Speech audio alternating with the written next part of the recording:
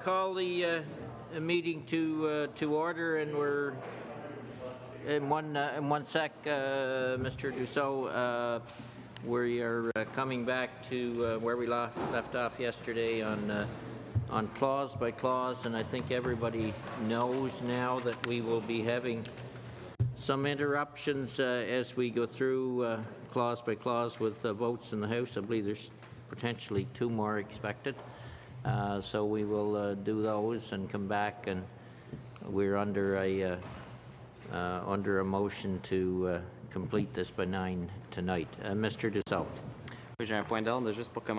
A point of order before we begin, Mr. Chairman. Following new information which came to light yesterday with regard to sections 316 and 317 of the bill, the Privacy Commissioner testified before a Senate committee, and he expressed grave reservations with regard to the protection of Canadians' privacy, given changes proposed in the bill with regard to fintech, financial technologies. So again, he appeared before that committee, and he was very unhappy with the way sections 316 and 317 were worded with regard to the protection of consumers and possible breaches, violations to Canadians' privacy presented by these 2 provisions. So I would like to ask for unanimous consent for the committee to come back to those 2 provisions in order to vote on them separately. Consent to come back to 316 and 370, which is under Part 6, Division 16. Does the member have unanimous consent to go back to those 2 sections? No? Okay, that completes that. Then starting with where we left off yesterday, I think we agreed that we would start with Division 20. So resuming debate, we were at Liberal 1. Who was on the floor? Greg? And could you, members have a copy of that, I believe. You want to read it out and explain it, Greg? If you'll give me a second, Mr. Or Mr. Mr. Fergus. Mr. Easter, thank you very much. I'm just trying to find my version of it. And keep in mind that if anyone has questions on this, that Ms. Shepherd is here to answer any questions as an official from Justice, I believe. Okay, Mr. Fergus.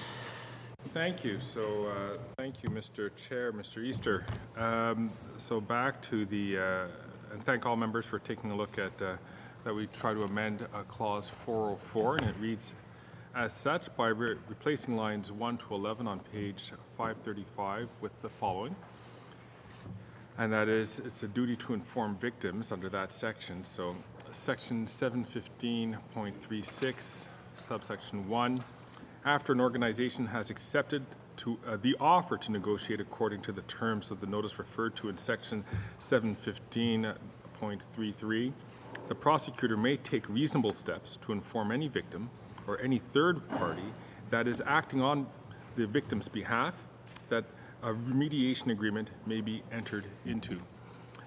Mr. Chair, we had an initial discussion yesterday. However, I do notice that we do have an official from the Department of Justice who would be able to walk us through the greater context of this. So with your and the committee's permission, I'd love to. I think we would all benefit by having her here at the table to try to mieux cadrer la discussion qu'on a eue hier. To better frame the discussion we had yesterday, because I thought we were straying from the scope of the amendment. To Mr. Ferguson, I expect when we're at it, there'll probably be other questions. Go ahead. Certainly, I'd be happy to explain it. The amendment is by way of clarification of the policy intent, which was to require the prosecutor to give notice to victims as soon as practicable in the circumstances. The way it's written right now, it's somewhat confusing because it could give the impression that the prosecutor could wait till the last minute and use option B and wait until the agreement is before the court before giving notice, but that's not the policy intent. So the wording right now is, the proposed wording would clarify that the prosecutor must take reasonable steps as soon as practicable in the process, which would be sometime after the invitation to negotiate an agreement has been accepted, but no later than the time that the proposed agreement is before the court for approval. So it's just by way of clarification and to give victims a meaningful opportunity to make representations at a hearing. So it's really just to clarify that the remediative focus on victims. Okay, and we're on the amendment as yet. Mr. Albus. Yeah, I just, ma'am, you've come here today and you've said that the previous two clauses that this amendment would seek to clarify are confusing. Are there any other confusing sections that you would highlight in this bill?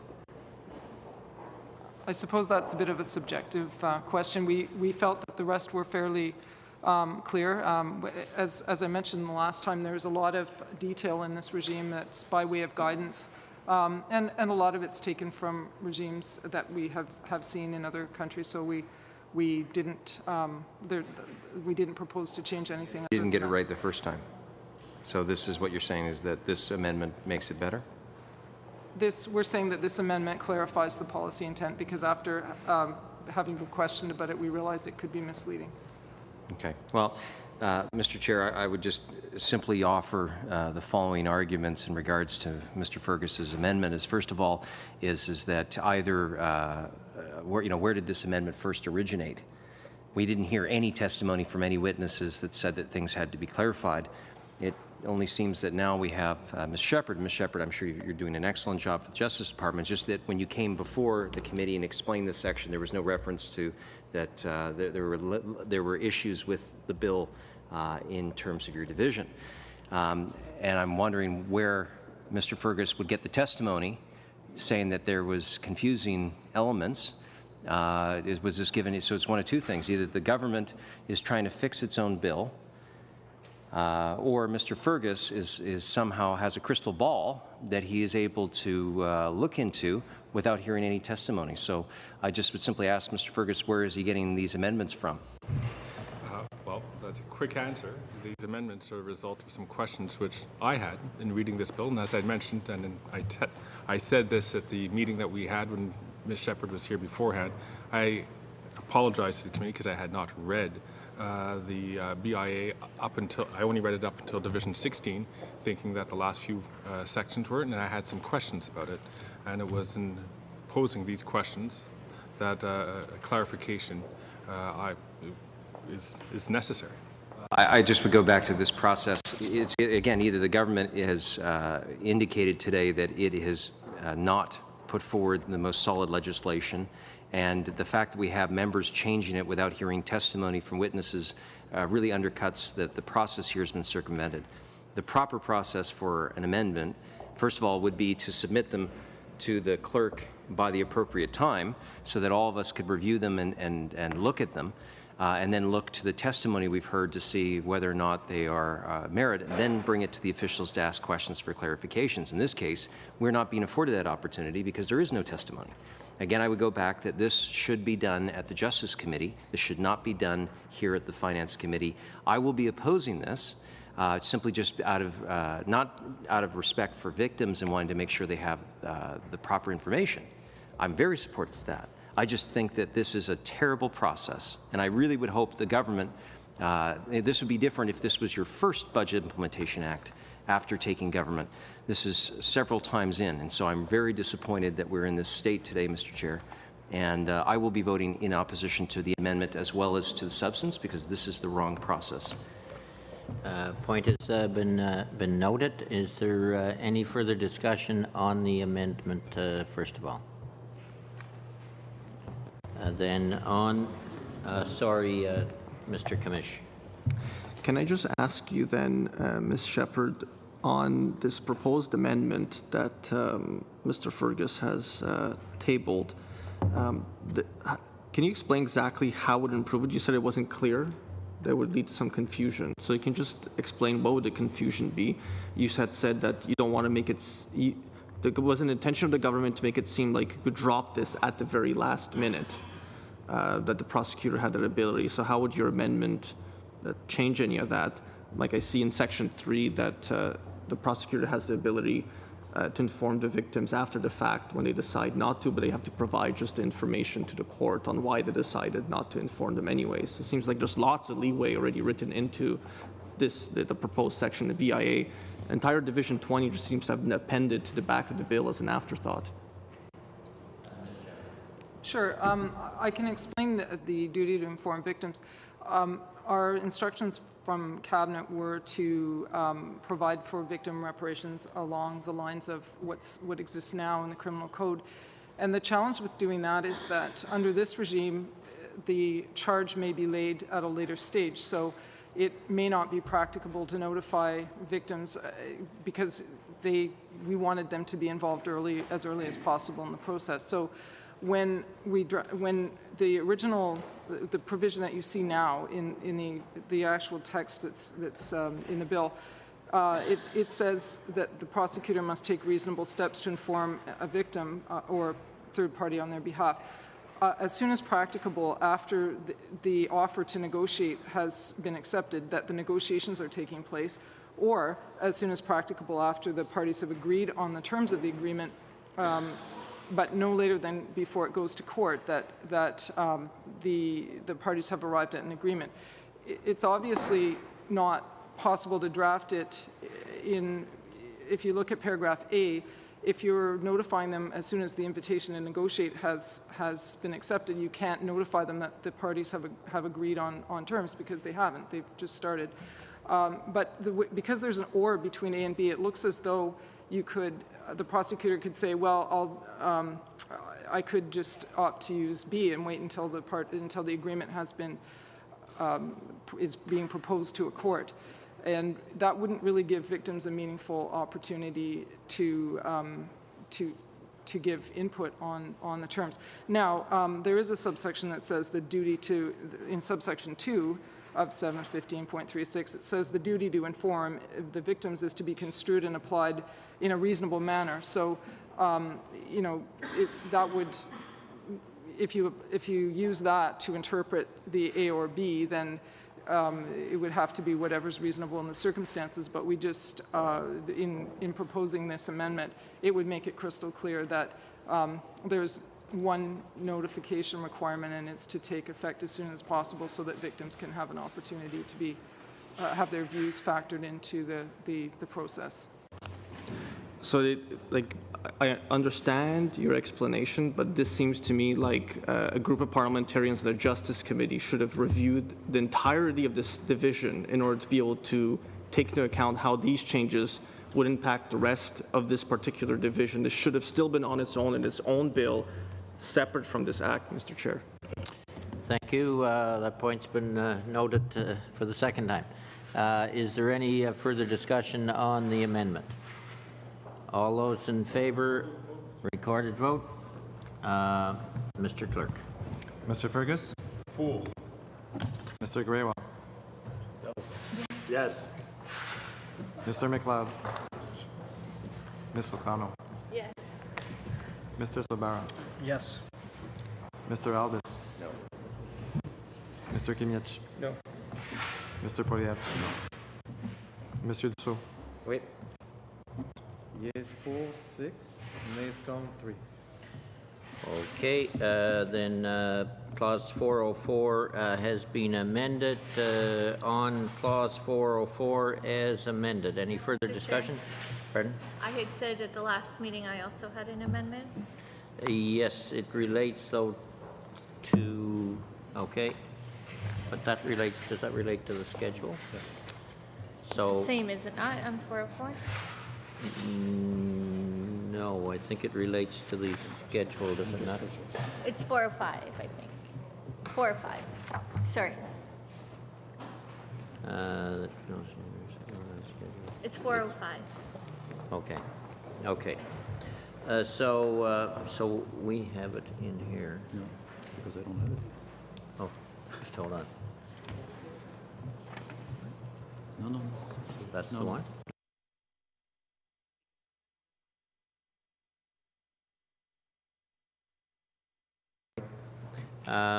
Then clause 404 as amended. All those in favor?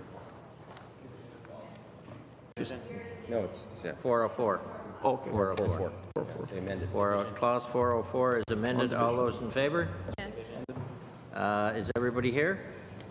All those in favor of 404? Opposed? Carried. Clause 405. You have an amendment from the floor? Yes. This is a technical amendment, Mr. Chair. So I think everybody has a copy from yesterday, but I'll read it. The bill, paragraph Z3, it would be, and it will read it Z.4, section 462.31, laundering proceeds of crime. And this is, Mr. Chair, just simply in the list of offenses. So it's my understanding that the Connell? But that amendment you're talking about is dealing with page 556, you said? It's 556, yes. So that is not dealing, it's dealing with Schedule 6, so can you hold it till that time?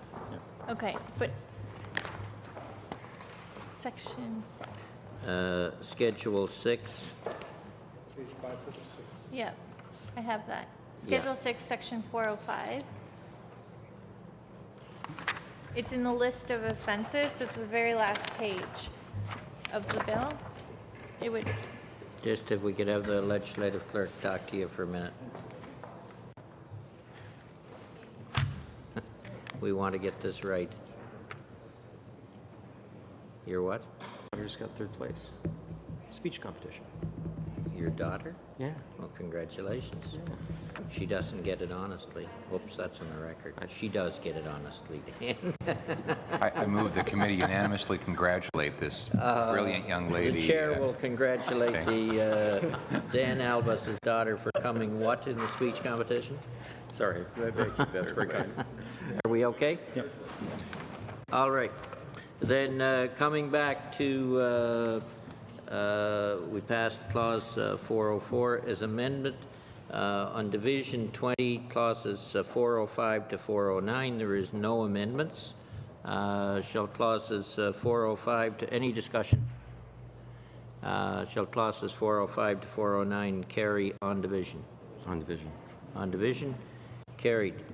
Then starting, and we'll come back to the schedules at the end, Ms. O'Connell. Then turning to Part 4, Canadian Forces members and veterans, there is some officials here, I believe from the great city of Charlottetown.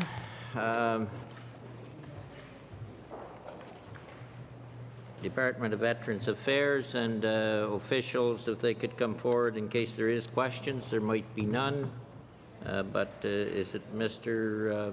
Butler? Okay.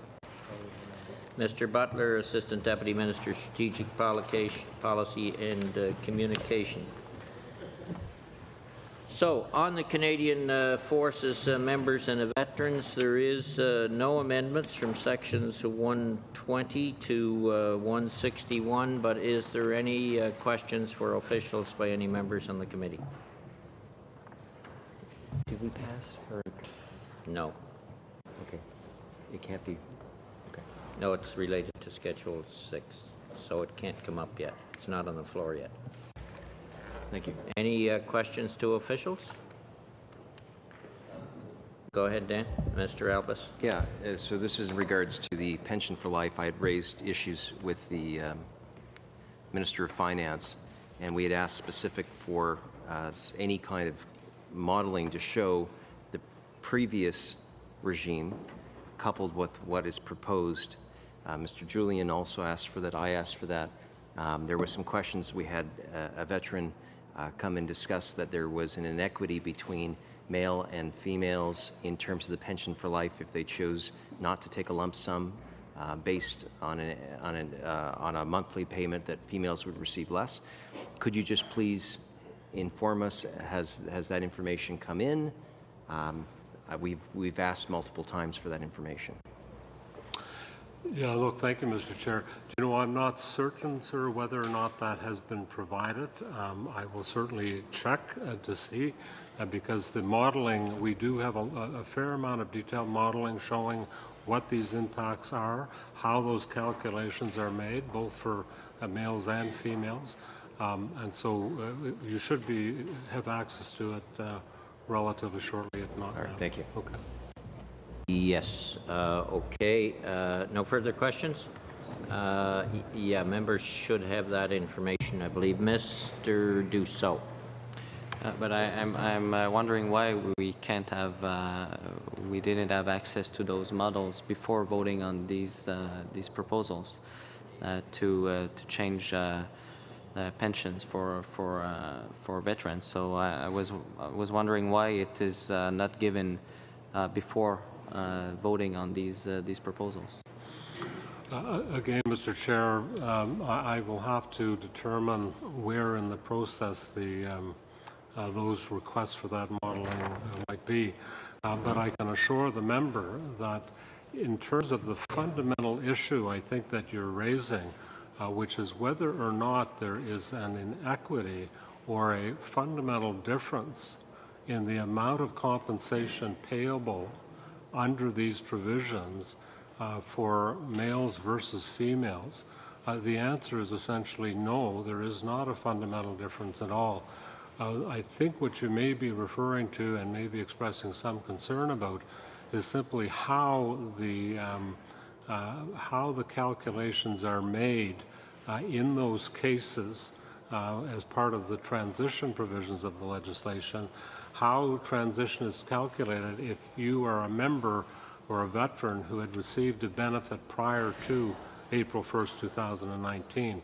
So if you take an individual who may have had a disability award granted in, say, April of 2006, what the legislation does is to say, for everybody, there will be a calculation made to determine whether or not they might have, in fact, been better off financially had they received the new pain and suffering compensation. And so the department will do that calculation automatically. And the fact of the matter is simply that when we use actuarial assessments to try to determine the relative value of a disability award made 10 years ago, there are different values on the actuarial basis in terms of calculating out into the future as to what the value might have been. But there is no fundamental difference in the actual amount of the pain and suffering compensation made for males versus females. Mr. Butler, with the bell ringing, with the bells ringing, I have to gain unanimous consent for the committee if we want to stay here till 10 minutes prior to the end of the bells. Do we have that? Agreed? Okay, Mr. Dussault, you got any further questions? No. Anyone else? Mr. Did you have, Dan? I appreciate that, Mr. Chair, just that departments will sometimes receive these requests, and apparently the information was submitted.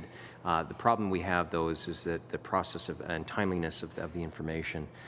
Perhaps you could maybe convene with the clerk as to what kind of guidelines we should be giving different departments so to make sure that parliamentarians can use that information for clause by clause. Again, it's one of those difficult situations, and I would appreciate that when a department makes a commitment, that it also is not just to give accurate information, but it's within a timeline that can allow the legislative process to be done properly. I can't disagree with you, Mr. Alves. The fact of the matter is we have a lot of information filing in. We have a problem almost physically handling the amount of reading material that comes to this committee. So when requested, it is important that departments get us back to us as quick as possible. On the no further questions for Mr. Butler. There's no amendments proposed on Part 4, clauses 120 to 161. Any further discussion? All those in favor? On division? On division. On division.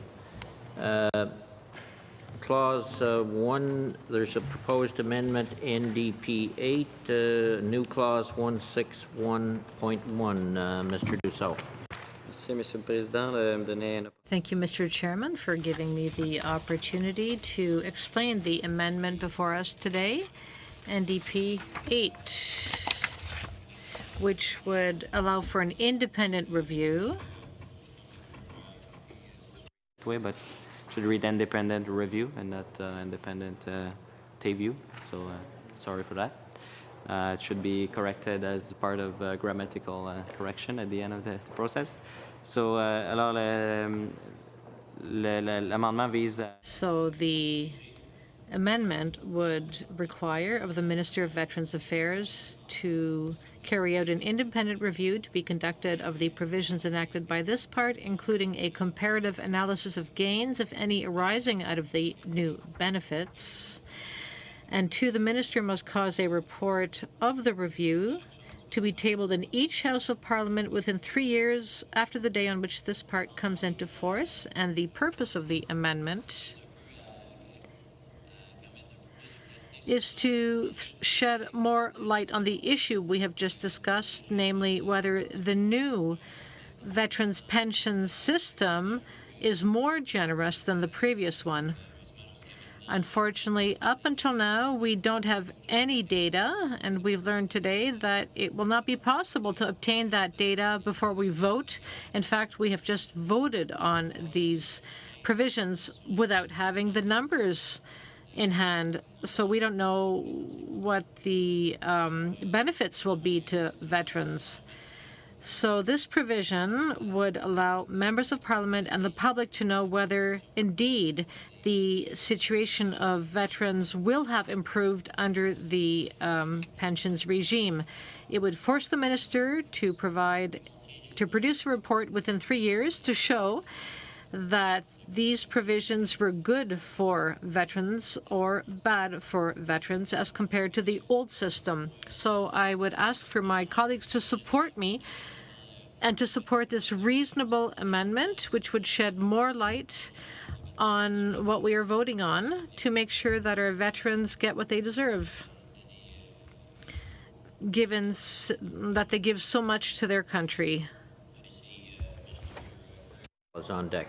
Thank you, Mr. Chair. And I think everybody here agrees that we have a solemn obligation to our veterans. The Minister of Veterans Affairs reports publicly on results through the Departmental Results Report, which is tabled in Parliament annually.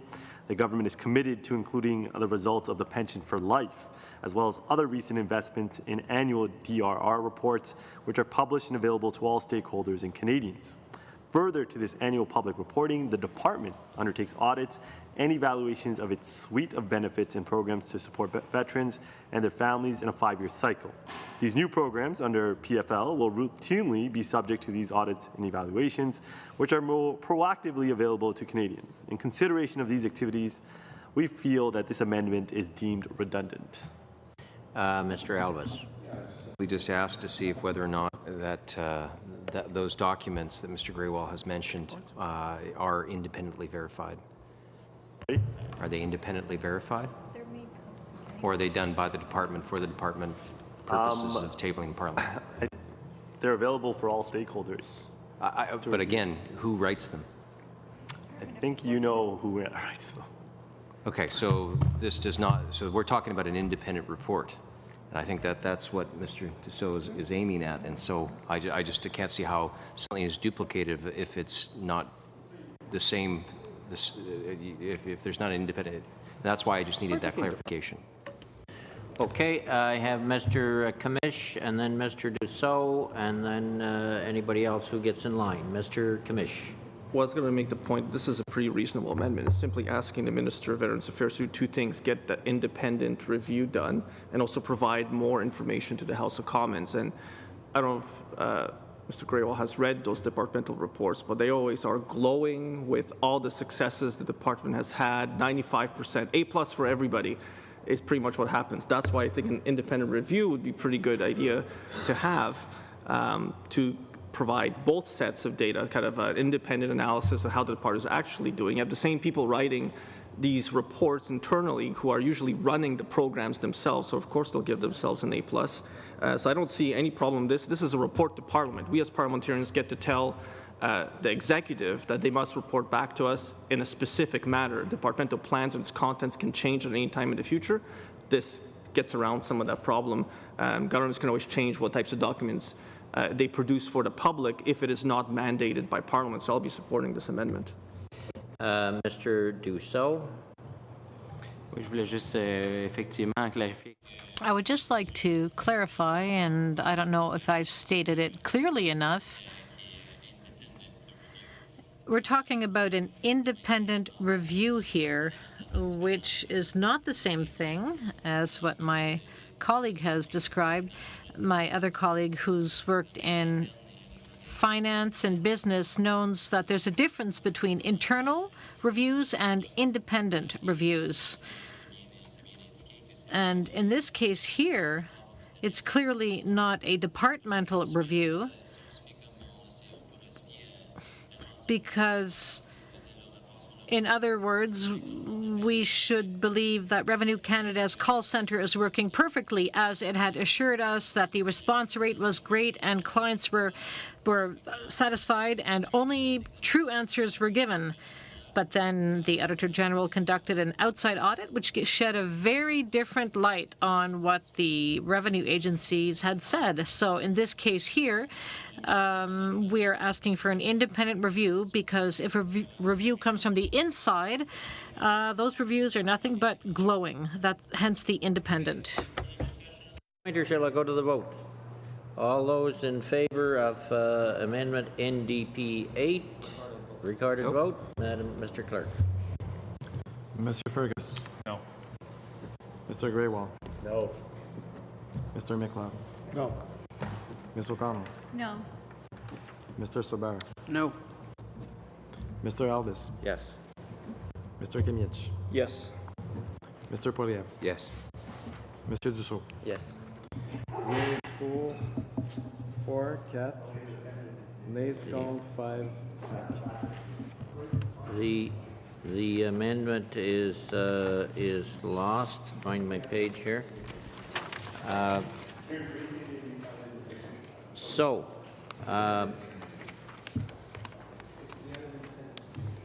We could vote on this section and then break. We got sections to To 196. one to what? Sorry. Are we 120 to 161? I believe. Yeah. Oh, you're Yeah, that's right. Here I am. Yeah, I'm lost. Okay, then there's no amendments on section 162 to 185, and then we start part 5.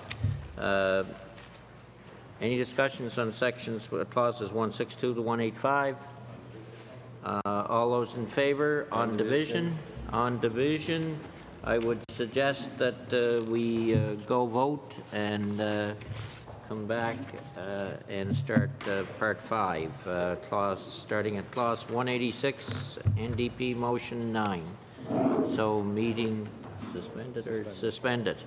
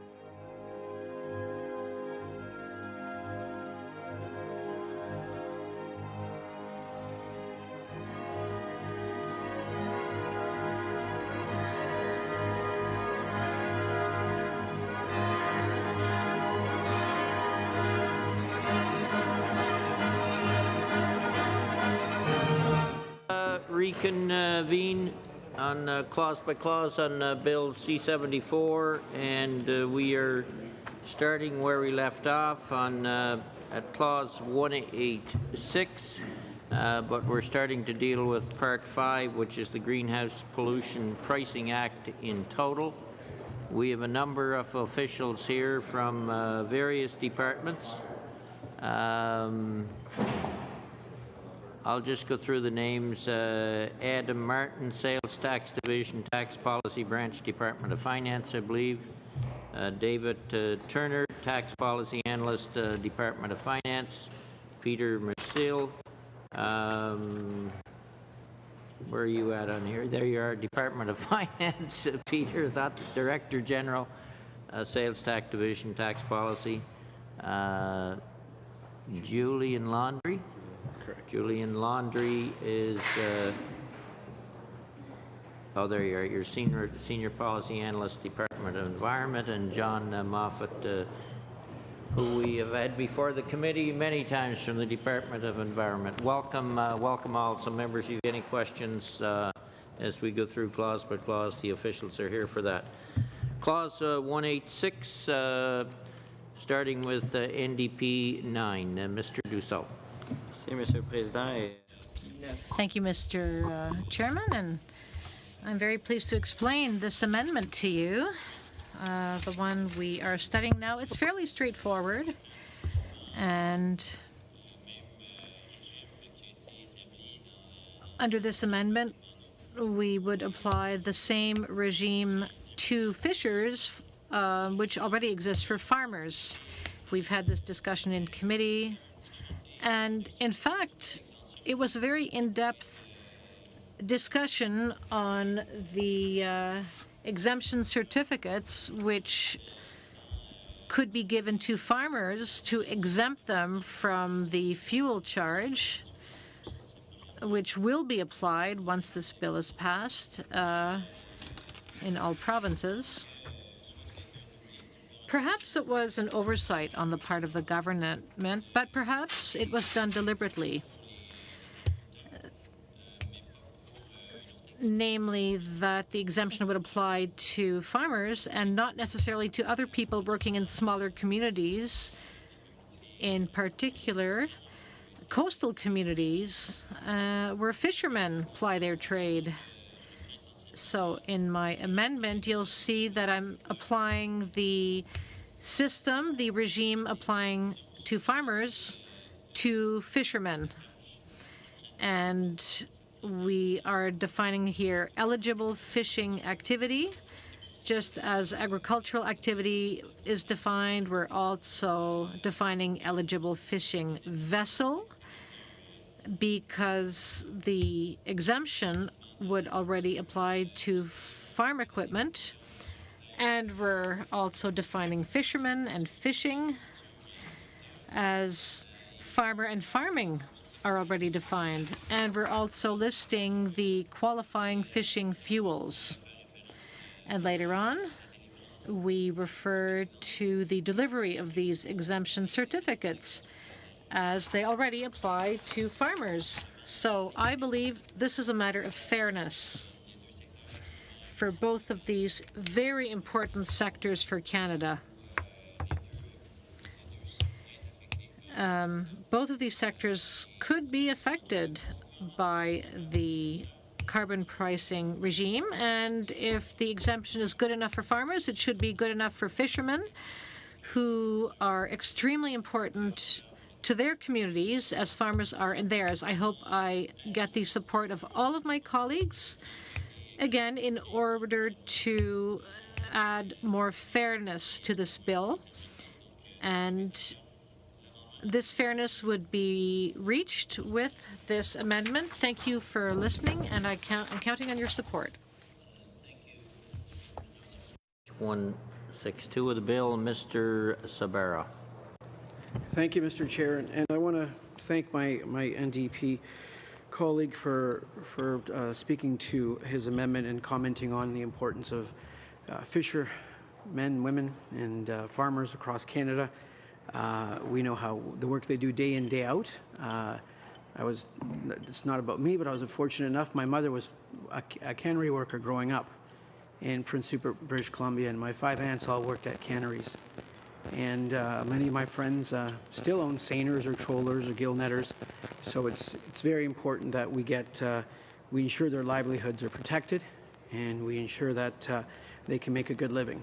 And whether it's on the east coast of Canada or the west coast, and in between some places, that we have a regime, price on carbon regime that doesn't detrimentally impact either fishermen or women or farmers.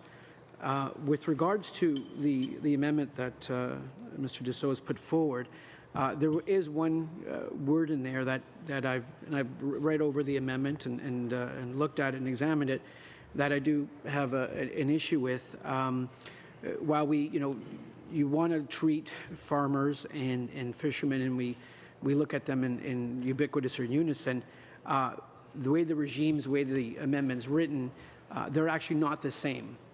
Farmers are exempted in terms of what's called purple gas, and fishermen would need a different regime to be in place for them to be exempted. And this amendment, from my understanding, does not do that.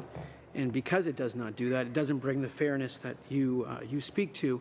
I'll have to decline and vote down the amendment. Mr. Albus. Thank you, Mr. Chair. I think we have to look at this as to who this so-called backstop regime would be hoisted upon. We actually had in this committee the premiers of the Northwest Territories, as well as Nunavut, had come and explained how difficult the carbon tax is. Many Indigenous people derive a fair bit of their income in Nunavut from fishing operations. And as we know, the cost of living and the cost of doing business in places like Nunavut are extremely expensive. I have stated categorically that I believe that both Nunavut and the Northwest Territories should be exempt, and that the government should find other ways of helping them and their communities to get off of diesel as a way to contribute to the fight against climate change, and to see those communities get more benefits. However, it seems to me that the bill, as it was currently written, was only written with the idea of Saskatchewan in mind. And so obviously Minister Goodale didn't want to have his phones lighting up from all those farmers, so they exempted them. And I think that that's patently unfair on the people of Nunavut, particularly those fishers that are seeking to earn a living. These Indigenous groups do run very sophisticated operations and do provide local jobs. And so, Mr. Chair, I support this particular amendment because it, again, keeps the affordability of those operations, keeps them competitive with other jurisdictions. And I do believe that we need to start addressing the cost of living, particularly in those remote rural areas. And so I will be supporting Mr. Dussault's exemption, and I would encourage all of us to do the same. I am, again, opposed to the concept of a nationally imposed carbon tax, but I think that the government, by instituting this and punishing those fisher operations, especially the Indigenous ones, are running contrary to their promises of consultation and to help for those communities to integrate into the full economy. This is one more case of where they are not listening. They put forward moratoriums that deeply affect the opportunities of northern communities. This is another example of throwing in without consideration. Thank you.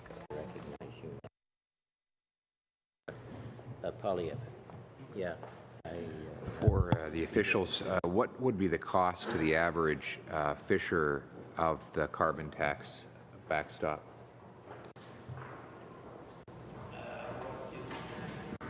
Well, could you repeat that question, please, Pierre? What would be the cost to the average fisher of the carbon tax? Backstop. Backstop. And Mr. Moffat, I believe you. I don't want to call on you, but you're usually the one that gets called on.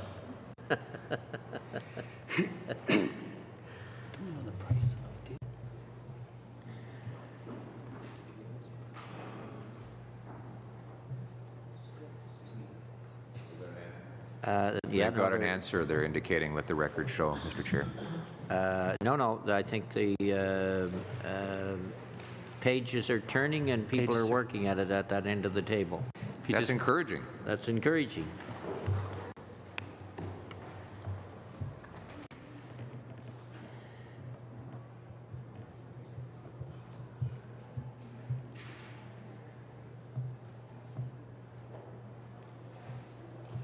Whoever wants to answer, folks, it doesn't have to be Mr. Moffat. I selected him out and probably shouldn't have.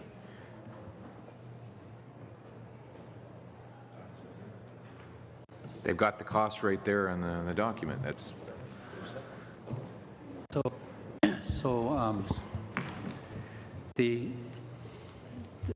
and I can have my finance colleagues follow up on the answer to this, but the main price impact on a fisher, I believe that's the right term, would be in terms of the increase in price, in cost of fuel. And if we assume that most fishing boats use diesel fuel, then the price impact on diesel fuel is prescribed in the schedule. And you'll see in the schedule to the bill that a $20 per ton of CO2 equivalent carbon price is equivalent to about 5 cents a liter of diesel. So the impact would have to be translated in terms of the amount of fuel that the particular fishing person uses. And we know that the fishing community in Mr. Easter's jurisdiction typically doesn't travel far, so short distance trips versus those on the West Coast where Mr. Sabera was referring to, can spend weeks at sea, and so the impact will be significantly different. So I think the easiest answer then is translated into sort of a price per liter of diesel fuel. I think it's called light fuel oil. And then that would have to be translated in terms of the actual kind of average annual consumption that the particular person was using. And what will be the cost per liter of diesel fuel when the carbon tax reaches $50 a ton? The number you gave was for a $20 a ton levy.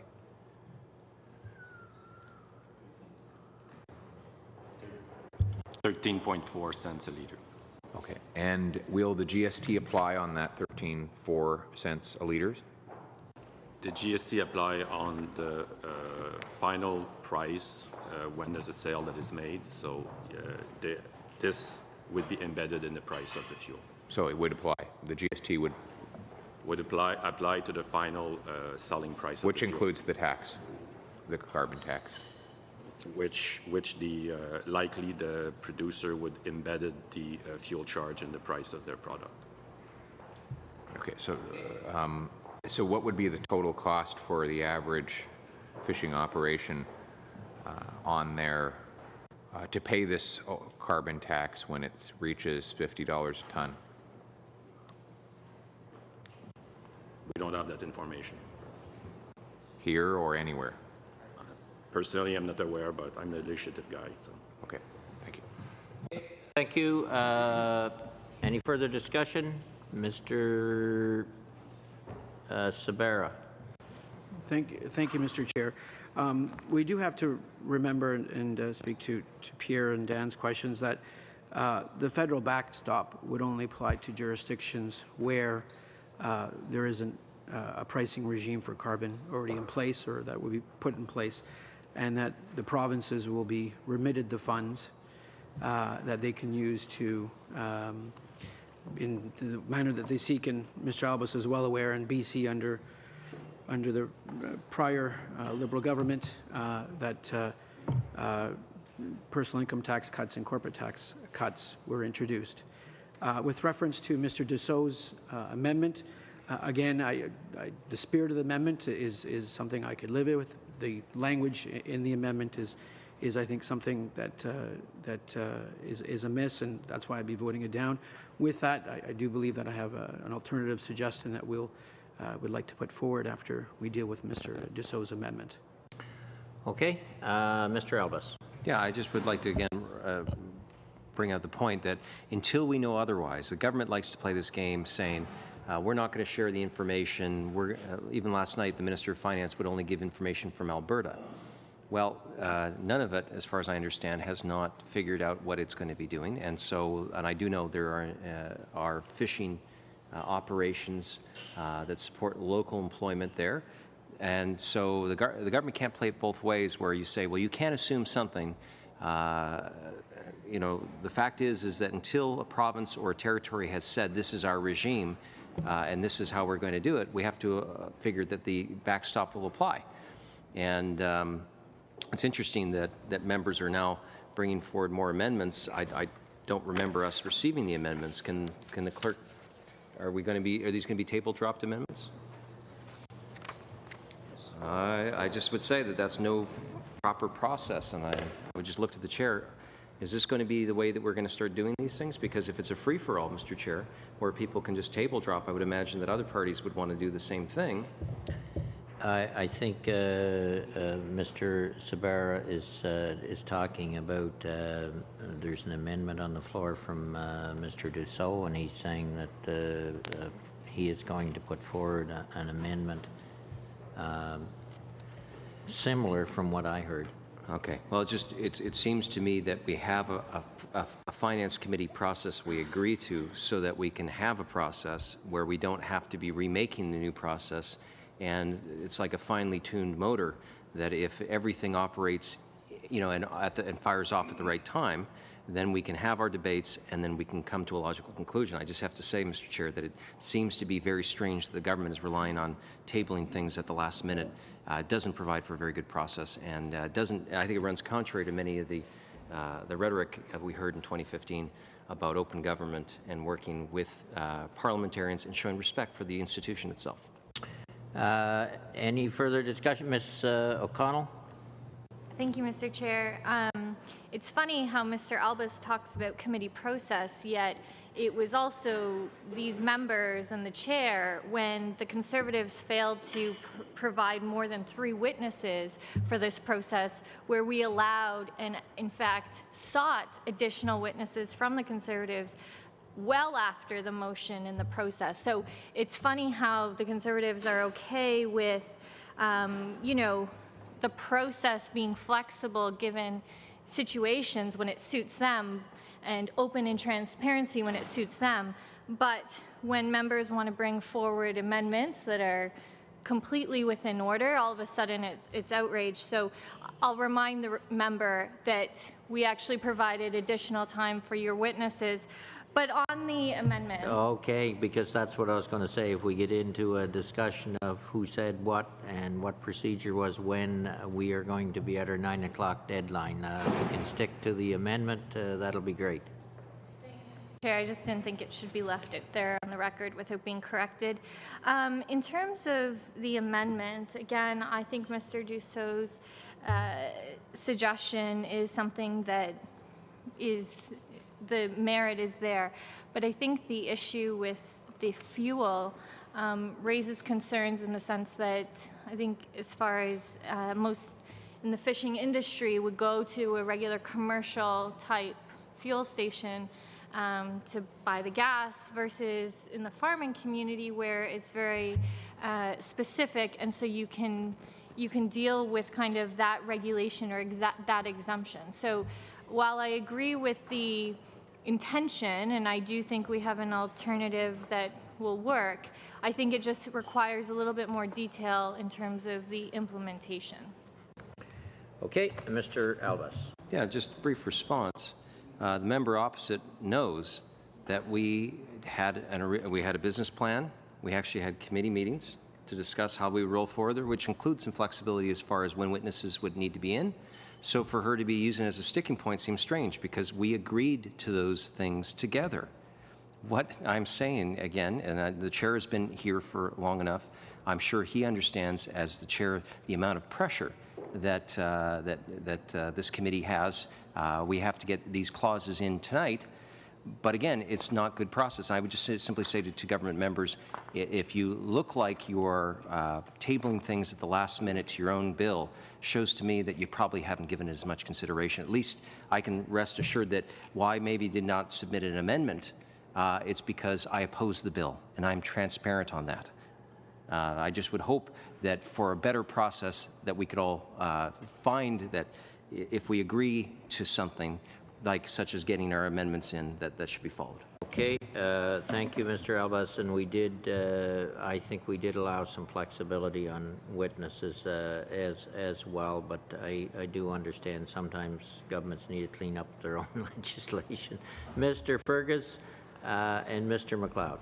Well, I'd like to extend, of course, in a way of trying to be very cooperative to take on what Mr. Albas had said, and I think it's important. The thing that has distinguished this committee, Mr. Chair, in my year and a bit of serving on it, is a collegiality, is the ability of all parties to get to the nub of the issue, and to do so, to work out a lot of things through the subcommittee. And I can understand how Mr. Albas might feel a little. He might feel that. The process is a little different for today. But I think getting to the substance of the point that Mr. It's nice to have a soundtrack thank you. The dance will happen soon, and then we'll be serving. Don't forget to try the meatloaf afterwards.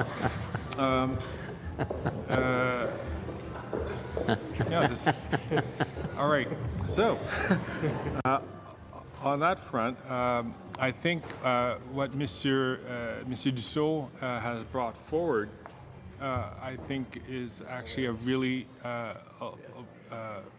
laudable modification and amendment that he wants to bring forward by making sure that in the exemption that not only do we take into account what has been extended to farmers, but to make sure that they're extended to fishers.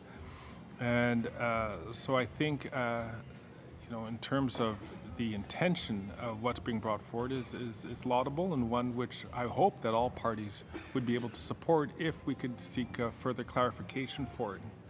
And I guess a question really comes to us is it sufficient for us to, would it make sense to pass an amendment which probably would, which is not clear enough, like my colleague Mr. Sorbara had mentioned, which would require to have some more consideration, more specification, or would we have to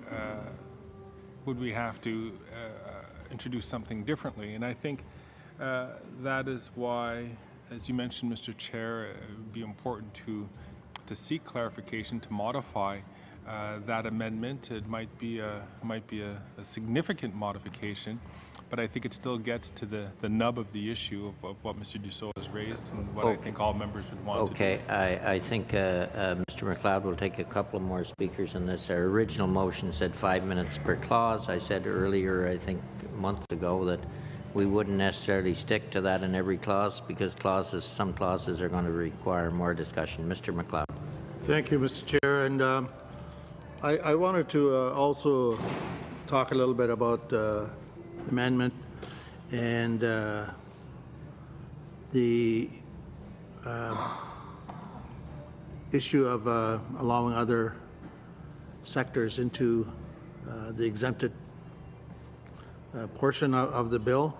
I think historically primary producers had a category that was included the farmers, it also included the fishers, and it included the trappers, and the independent loggers, I believe, also were part of that. And we don't have a whole lot of farmers in Northwest Territories, but that's an industry, that's a sector that is starting to grow. We're certainly promoting it, and I think they still need to be able to use the purple gas, something that we don't have in the Northwest Territories yet. But we do have a lot of fishers, and The license numbers are, the uptake is growing. We're trying to find ways to include Indigenous communities, and it's an industry that holds a lot of promise for us. So we still have a largely.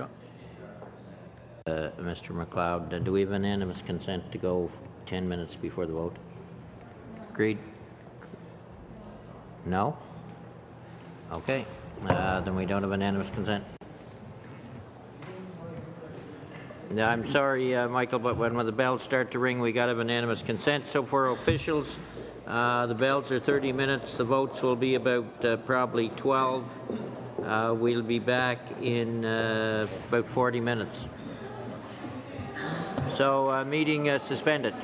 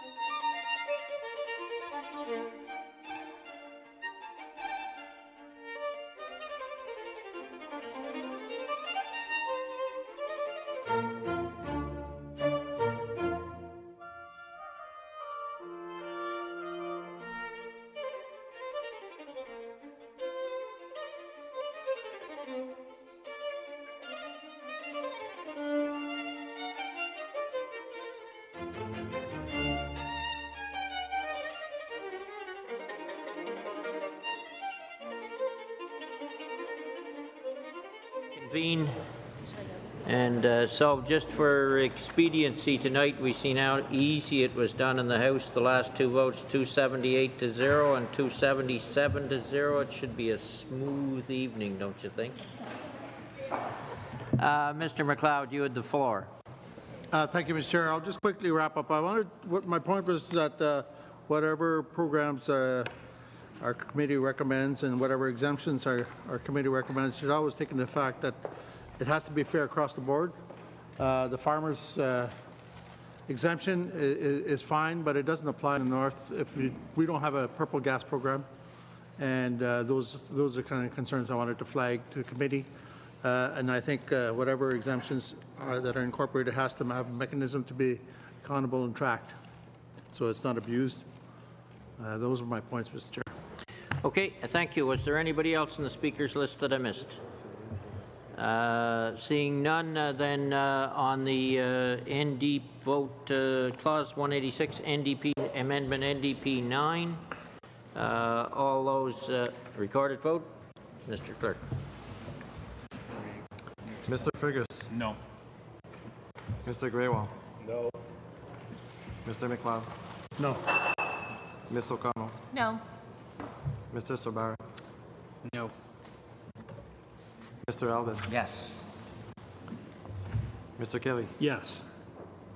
Monsieur Dussault? Oui. Yes, pour 3, 3, nays contre 5, 5. The amendment is lost. Mr. Sabara, you said you had another amendment, and I don't have a copy here. Okay, great. Go ahead. Thank you, Chair, and thank you for that. I think all the members have received a copy in both official languages for the motion, which largely does what we would like it to do, which is ensure that fishermen and women across this country are able to continue their pursuit and receive an exemption in terms of the backstop for the pricing of carbon on the fuel that is used. This regime, or this amendment, excuse me, would allow that to happen, and in jurisdictions where there is no carbon pricing regime that has been put in place, which we know currently right now 85% of Canadians have a regime put in place by the pertinent provincial jurisdiction. Mr. Chair, would you like me to read the amendment? What's the wish of committee? Yes? I hear the members want it read, so go ahead. Thank you, Mr. Chair. Thank you, Mr. Albus. Bill C-74 and Clause 186 be amended by A, adding after line 22 on page 162 the following: eligible fishing activity means the operation of an eligible fishing vessel for the purposes of fishing or prescribed activity. I think that in French is activité de pêche admissible. B, adding before line 23 on page 162 the following: eligible fishing vessel means property that is primarily used for the purposes of fishing, and that is a fishing vessel or prescribed property, but does not include prescribed property. Navire de pêche admissible. Adding, thank you. After adding after line 9 on page 163 the following: fisher means a person that carries on a fishing business within a reasonable expectation of profit. Pêcheur. Fishing includes fishing for or catching shellfish, crustaceans, and marine animals, but does not include an office or employment under a person engaged in the business of fishing. Pêche. At D, adding after line 37 on page 167 the following: qualifying fish fuel means a type of fuel that is gasoline, light fuel oil, or a prescribed type of fuel. Combustible de pêche admissible. E, replacing line 17 on page 176 with the following: a fisher, if the fuel is a qualifying fishing fuel and the listed province is prescribed. Or F, adding after line 24 on page 188 the following: charge diversion by a fisher, 24.1 bracket 1, excuse me.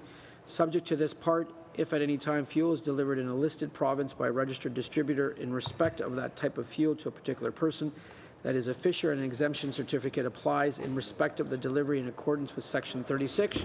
6. The particular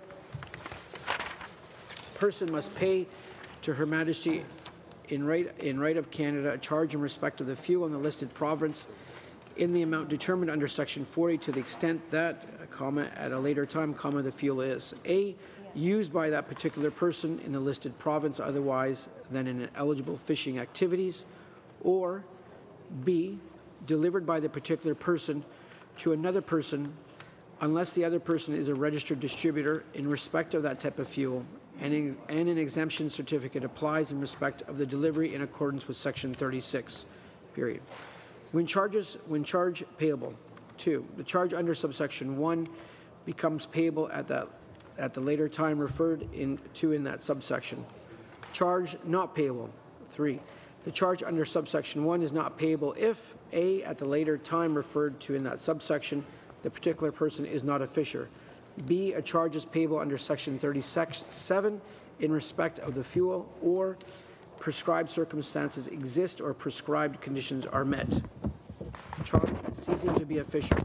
Subject to this part, if at any time fuel is delivered in a listed province by a registered distributor in respect of that type of fuel to a particular person that is a fisher, if an exemption certificate applies in respect of the delivery in accordance with Section 36, and if that particular person ceases at a later time to be a fisher, the particular person must pay to Her Majesty in right of Canada charge in respect of the fuel and the listed province in that amount determined under Section 40 to the extent that at the later time the fuel is held by the particular person in the listed province.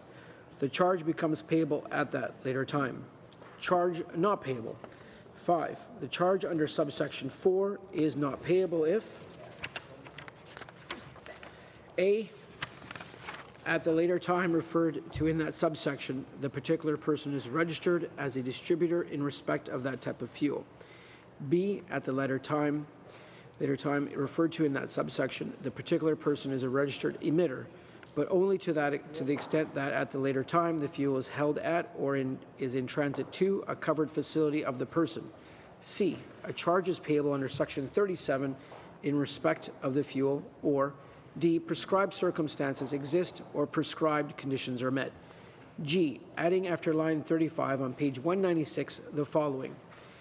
7.1, that the person is a fisher, that the fuel is for use exclusively in the operation of an eligible fishing vessel, and that all or substantially all of the fuel is for use in the course of eligible fishing activities, or H, adding after line 8 on page 197 the following. Exception, fisher. Despite subsection 1, if fuel is delivered to a fisher in a listed province that is not prescribed for the purposes of subparagraph 17, bracket 2, bracket A, 3.1, an exemption certificate does not apply in respect of the delivery. Adding after line 33 on page 198 the following. D, the person is a fisher, the fuel is a qualifying fishing fuel, an exemption certificate applies in respect of the delivery in accordance with Section 36. J, adding after line 34 on page adding after line 34 on page 211 the following. 3.1, to a fisher if the fuel is a qualifying fishing fuel. So moved, and it is in order, and people do have copies of the amendment in front of them. Mr. Elvis. Thank you. I'd like to ask officials in regards to this amendment, would there be an impact to revenues collected by the Crown?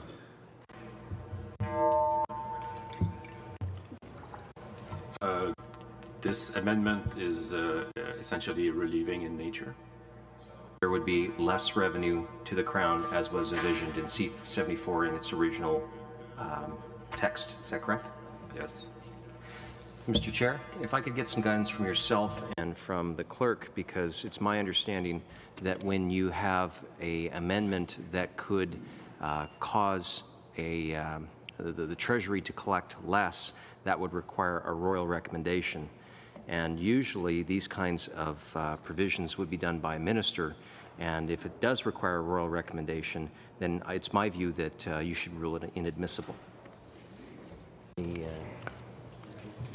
Dun, dun, dun.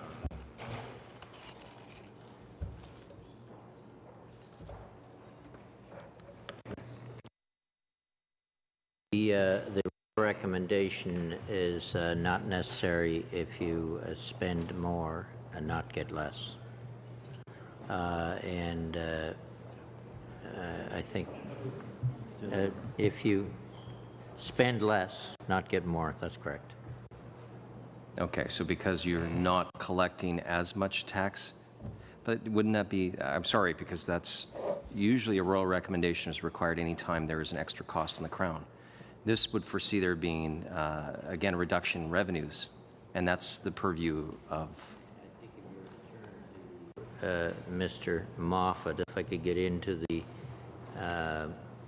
revenue neutrality of this proposal, we'd be in the same place, correct? That's the purpose. We don't know if it's revenue neutral. We're talking about the collections of taxes. With Mr. Dussault. You know what? Ask for them.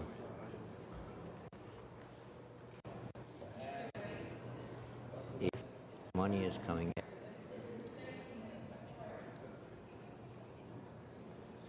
Okay, let me try this another way. If there is less money coming into the Treasury, you don't need a royal rec. Thank you. Okay. Any further? Mr. Dussault, sorry. Yes, I simply wish to thank the mover for his amendment. I should modestly take credit for some of the text that is identical, virtually identical, to the amendment that I put forward. The two are very similar, with a little bit more certainty in this case, with regard to some other scenarios when an individual would stop being a fisher, and there are other adjustments made here as well. It was a good opportunity to be more precise, so I will be supporting this amendment, and I'm pleased that the government has realized that it was mistaken and has attempted today to correct this in the clause-by-clause study of the bill. So I'm delighted to see that the government can recognize it's mistaken when such is the case. Merci beaucoup. Thank you very much. Mr. Dussault. Fishermen or women across Canada and where I grew up are obviously, we care about them, we fight for them, and I'm glad to see that we can come to a resolution to make sure that they're exempted from the backstop. And I hope my colleagues on the other side will stand up and ensure that they also vote with us to ensure that fishermen, women from BC to Newfoundland and the Atlantic coast, and Atlantic Canada, and in other areas of the country, also are exempted from the pricing of carbon backstop. I think it's a good day for our parliamentary system and for our committee. Mr. Chair? I have Mr. Albas first, and then I have Ms. O'Connell, and then I have Mr. Poilievre. Go ahead. Sure, and I do appreciate the opportunity here to elaborate. First of all, as I've said in previous one, I do not support the imposition of a national carbon tax from an Ottawa perspective because this country is too great and diverse to simply put into one regime. That being said, Mr. Dussault's earlier iteration of the same proposal I did support. And it's because, again, I believe that wherever there is a burden put on small businesses, particularly fisher or farmers or whatnot, there should be equitable treatment. In this case, this will. But I will say to the members opposite, I go back to my original argument, is that to table drop such an extensive resolution or amendment you know, the day of clause by clause, I think is exceptional. I think it's regrettable and lamentable that the government obviously finds that it needs to make last-minute changes on the fly. And I do think we can have a better process. I hope members opposite don't take some of my opposition to this approach personally. But I will say that if they're expecting, you know, the members on the Conservatives just to simply roll over and agree with them every time they make changes, particularly when there's a bad process, I would hope that they would expect better of us because we try to do what we can with what we have. Thank you. Mr. Poilievre and then Ms. O'Connell. Well, I am somewhat relieved that this government has found it in its heart to extend a small mercy to one particular group of people, even as it administers so much punishment to all of the others. And I see in that mercy an opening, a possibility that we might go further. And I note that they have agreed under unrelenting pressure from our official opposition to exempt farmers and fishers,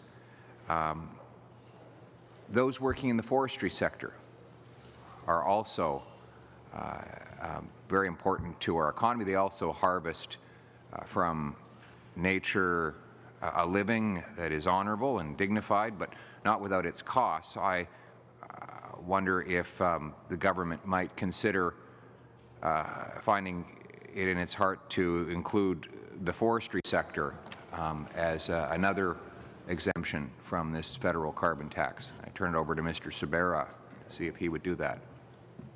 Ms. O'Connell, you have the floor. Thank you, Mr. Chair. And it's interesting, you can't tell what the Conservatives think or feel because Mr. Alves is saying how wrong it is to bring this forward, and Mr. Poilievre says that they're the champions for farmers and fishers.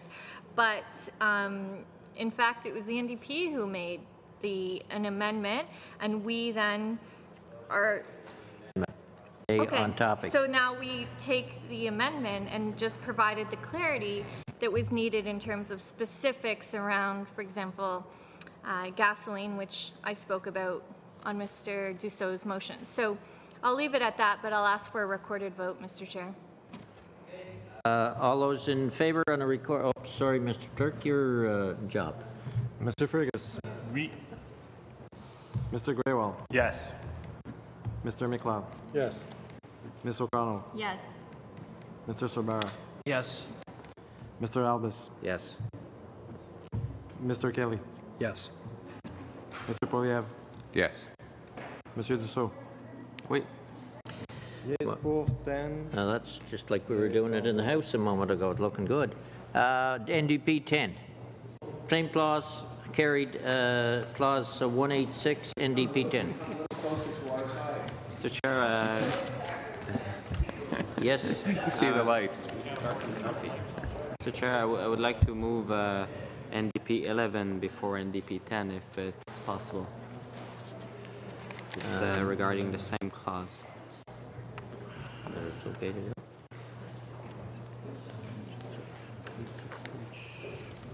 Because they have to be done in order. They have to be done in order.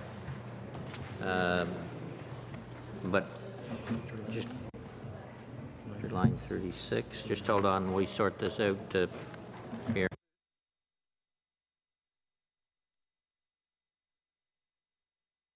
And 252 comes before line 9 and 253 will have to go in order up here.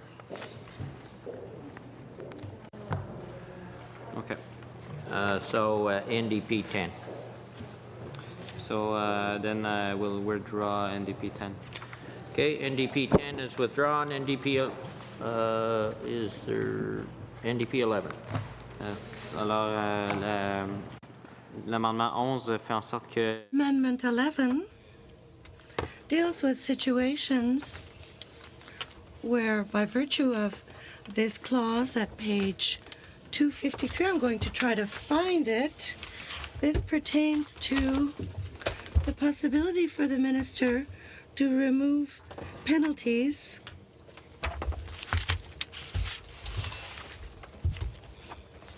So page 253, line 10, it pertains to the cancellation of penalties and interest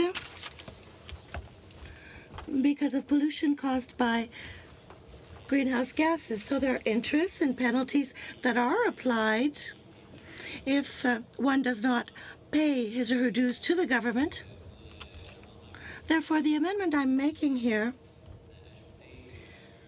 adds a few lines here, establishing a requirement for Revenue Canada to publish on its website any cancellation or reduction of the interest to be paid by an individual, or if it simply abandons the idea of going after the interest in question. So it's for purposes of transparency when the minister decides to cancel interests or penalties. It's for transparency that we would like this to be published so that we know who, when, and what was cancelled or removed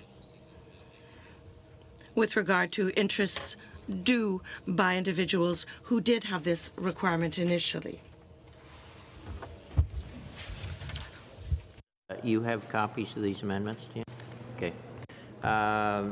Mr. Fergus. Encore une fois, Monsieur le Président, il faut, je pense que Mr. Chair, I think that at this point it might behoove us to look at page 252.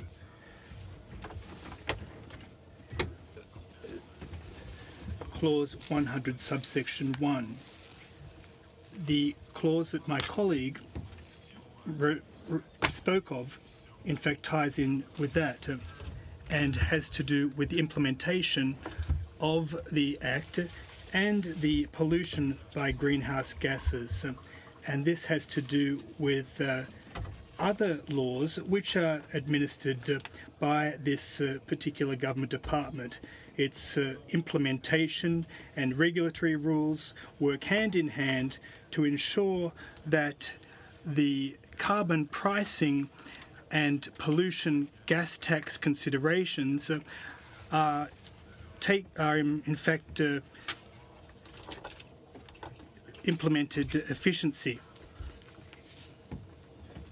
So I think that it is quite clear in the first two sections here what is at stake, and I think they respond effectively to the question that has been posed, and I think that our officials, our witnesses, might want to elaborate on that, but generally speaking, Mr. Chair, that is why I will be voting against the amendment moved by my honourable colleague.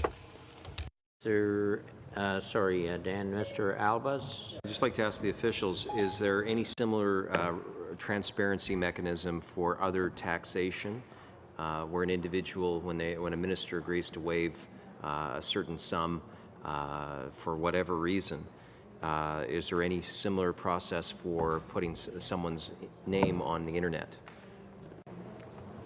No, there's none. So I would just simply suggest, Mr. Chair, that we don't support this simply because out of privacy.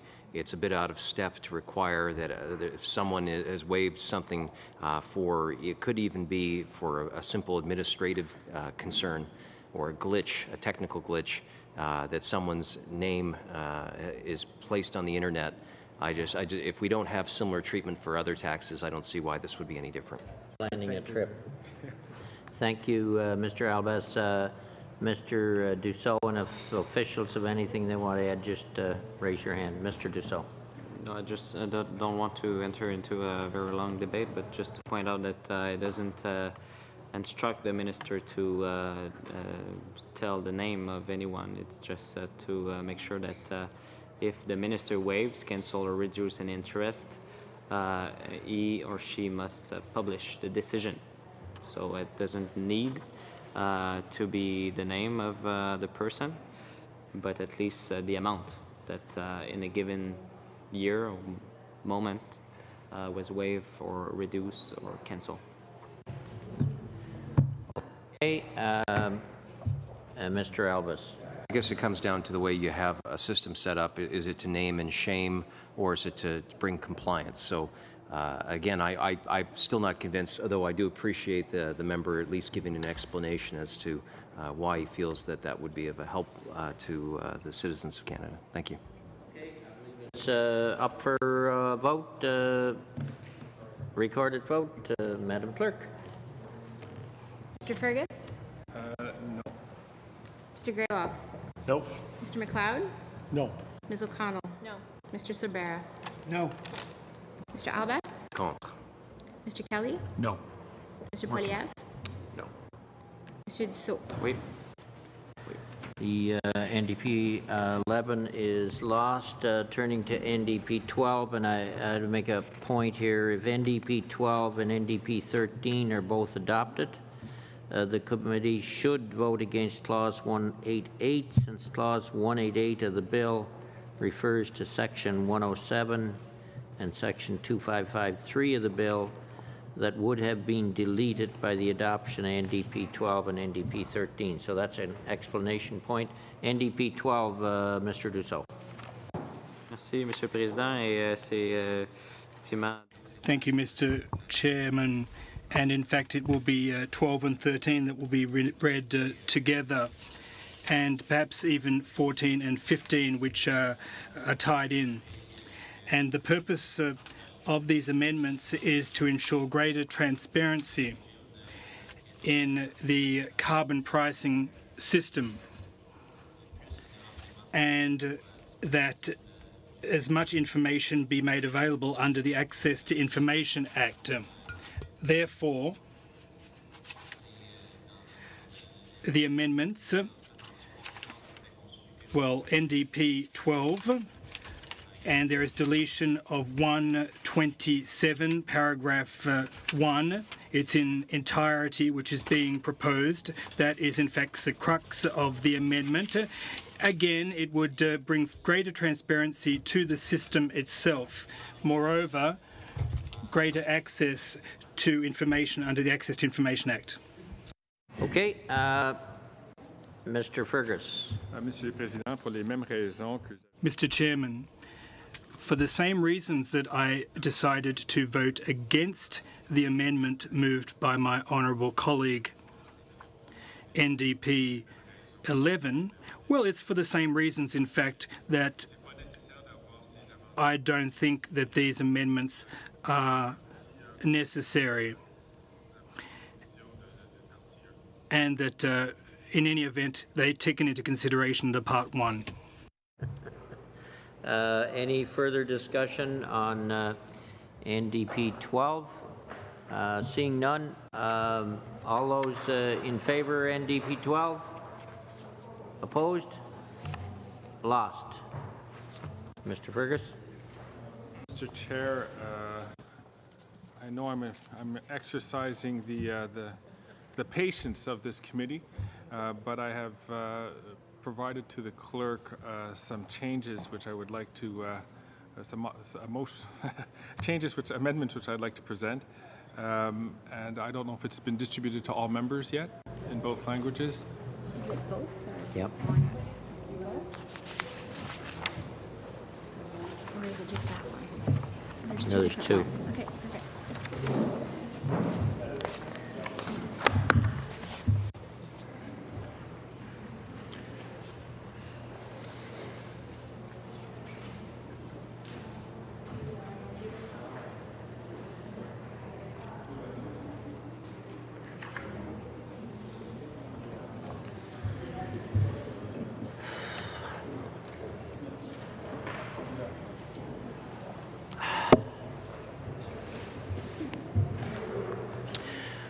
Okay, I believe everybody has a copy. Mr. Fergus. Thank you. So, Mr. Chair, if I'd ask everybody to turn to page 315. We're in section 186, and we are at subsection 3 here. So, as it currently reads, in the making of a regulation under subsection 2, the Governor and Council may take into account any factor that the Governor and Council considers appropriate, including the stringency of political pricing mechanisms for greenhouse gas emissions. I would like to remove lines in English 21 to 23, in French lines 22, 23, and to replace them with the text that members have before them. En français, le texte que j'aimerais le remplacer, c'est que le projet de... In French, the text that I wish to replace, and I will in fact now read the motion that Bill C-744 in Clause 186 be amended by replacing lines 20 and 21 in the English version on page 328 with the following. Sorry, just hold on a sec, if I may. Excusez-moi. Sorry, hold on a moment, please. In fact, it's page 315 that I was referring to. I was mistaken. I misspoke. So, where it states the Governor in Council can take into account the factors that he or she deems appropriate, including provincial factors, and that will be struck and be replaced by the Governor and Council shall take into account as the primary factor, comma, the etc., etc.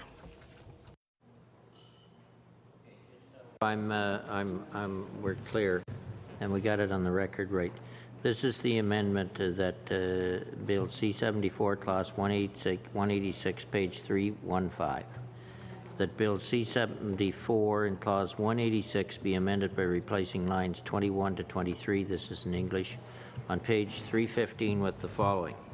Governor and Council shall take into account as the primary factor the stringency of provincial pricing mechanisms. So we're all clear on which one we're dealing with. And in French, it's virtually the same. So it says, in graphe 2, le gouverneur en conseil tient compte. And it says in French, shall take into account as the primary factor the rigor, etc. Turn is on the floor. Any discussion? Hearing none. All those in... Sorry, Mr. Dussault. If I've understood correctly, what my colleague is seeking to achieve is that the primary factor, in fact, be the rigor of the provincial systems for regulating greenhouse gas emissions, rather than just taking into account all factors. So we're trying to clarify that the top priority is the provincial systems response. Yes, indeed, we want to clarify, make more explicit the objective of the bill by focusing on pollution, essentially. And just out of curiosity, I don't know if we have the officials here, but when it comes to the stringency of provincial systems, who's going to oversee this, and what are the criteria for assessing the stringency of a provincial system? Moffat?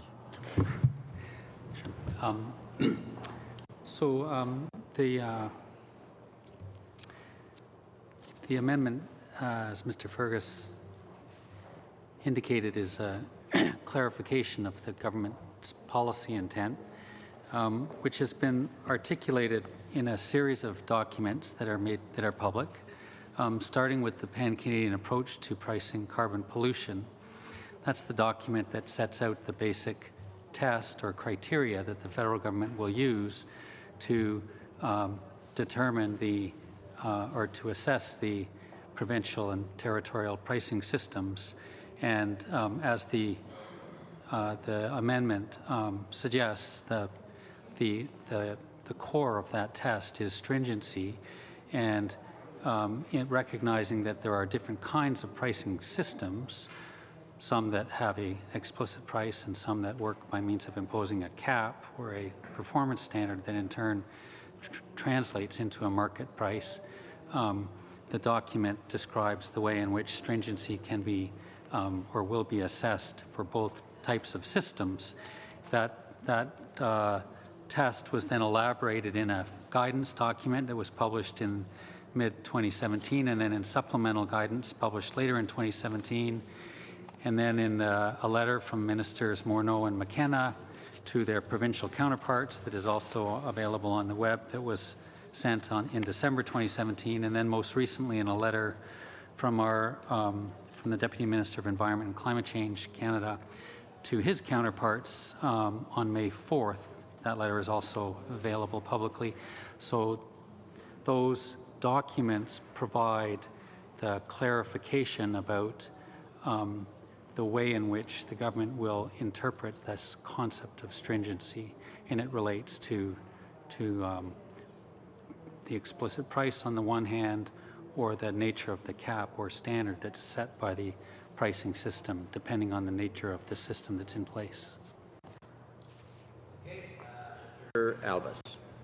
Notice that the term here, and again, it says as the primary factor. So this means the Governing Council will choose as its the main purpose will be stringency, not equivalency. Is that correct? So correct. The primary purpose is, the primary focus of the decision would be the stringency as interpreted by the documents I just referred to of the various provincial systems, and that is the basis for assessing whether the provincial systems meet the federal standard, and in turn whether there is a sound basis for making a decision to apply the federal system in that jurisdiction. And you know, Mr. Moffat, I've asked about it, the equivalency, because the former Premier of British Columbia, Christy Clark, had taken it and challenged the federal government in Vancouver on the equivalency between a cap and trade system and a simple carbon taxes in British Columbia. But I know we're talking about something different. So usually under parliamentary practice, when something is not defined, you take it at its common verbiage that's used in a dictionary, like the Oxford Dictionary or whatnot. So there is no definition for stringency in this Act. Is that correct? That's correct. The Act does not define stringency. I would, if I might add, that it's when interpreting legislation, a consistent record of policy that's been articulated and made public would then be an appropriate reference point for. So the functional purpose of this amendment is to make as the primary factor stringency, which usually means the effectiveness of a particular, or the strength of a particular measure. So to me, this would then be used by the government to determine whether or not a province is following through with its commitments under the Pan-Canadian Climate Change Agreement, whatever the agreement is called. That's the purpose of this. Is that not true? That's correct. Okay, so this is the response then I would imagine to New Brunswick, because New Brunswick has said that it's just simply renaming its gas tax into what is called now a carbon tax. And so, again, this allows the governor and council now to look at the stringency of the system being used by New Brunswick. Is that correct? So this says that the main factor would be the stringency of the pricing system for greenhouse gas emissions.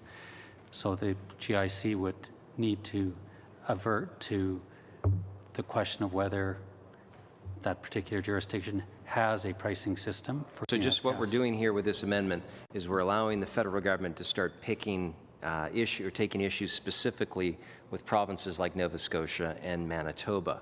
So again, what we're doing is we're actually enabling the government to use the stick, so to speak, if it doesn't agree with a particular province or territory's approach. Can I answer that question?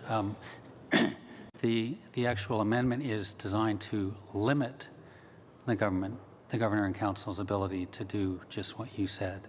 So to constrain that discretion from accounting for any factor that the GIC considers appropriate, which is in the current bill, stringency, to the primary factor being stringency. So it limits the governor and council's discretion, not broadens it. So rather than having many different sticks, it just focuses as the main factor stringency. Okay, I do appreciate it. I think we need to oppose this, Mr. Chair, just because of that. In any factor is broader than just this term.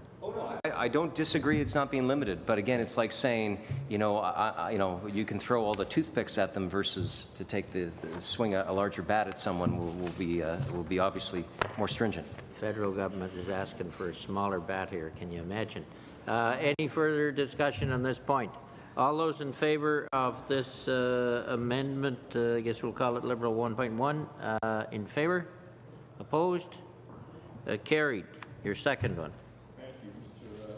Thank you, Mr. Speaker. And similar to, it's actually the exact, virtually the exact same amendment, which I'll be presenting on page 328. And the idea again is to making this consistent to restrict the scope that currently exists in the BIA to make it to a more restrained, a more focused attention. And so, if you wish, it's to replace lines 20 and 21 on page 328 with the following: nor, there's governor and council, but just nor and council shall take into account as the primary factor the. Okay, it's been moved. Is there any further discussion on this one? Mr. Albas. Yeah, just again, out of principle here, equivalency, I think, is not being met here. And by, again, applying the same kind of narrow factor on it, I think that there's going to allow the federal government to pick on an individual jurisdiction, and I disagree with that. Okay, all those here seeing no other speakers, all those in favor of Liberal 1.2, the amendment just read, all those in favor? Opposed? Motion is carried. NDP 13. Just, yeah, NDP 13. Merci, Monsieur le Président, et NPD 13. Mr. Chairman, the purpose of NDP 13 is to delete a number of lines from page 359, line 16, to page 359 again in 361 regarding for reasons of confidentiality. Given the once again the implications of the Act on Pricing Carbon Pollution, and that would be constrain the ability of those individuals to seek that information for confidentiality reasons.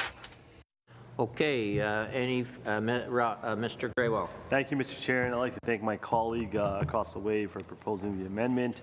Respectfully, I disagree. Confidentiality regime necessary to provide clear rules on the protection and disclosure of confidential business information based on the CIPA regime, but tailored to the Act. The requirement that requests justifications must be provided ensures that Minister's decision to protect the CBI will be informed. Authority to share received information with CRA and the Minister of Finance is important for the proper administration of the Act. As a result, I will not be supporting this amendment. Okay, any further discussion? All those in favor of amendment NDP 13? Opposed? Lost. Still on clause 186, CPC, amendment CPC 3. Mr. Commish, who's moving it? Mr. Albas. Yeah. Thank you, Mr. Chair. In regards to the series of next amendments that the Conservatives have proposed is to have a firmer reporting regime, obviously with a new tax and with very little information that the government has given us. It has forced us to rely on other mechanisms to ensure parliamentarians of the future will be given more accurate information when it comes to the carbon tax, what many are calling the carbon tax cover-up.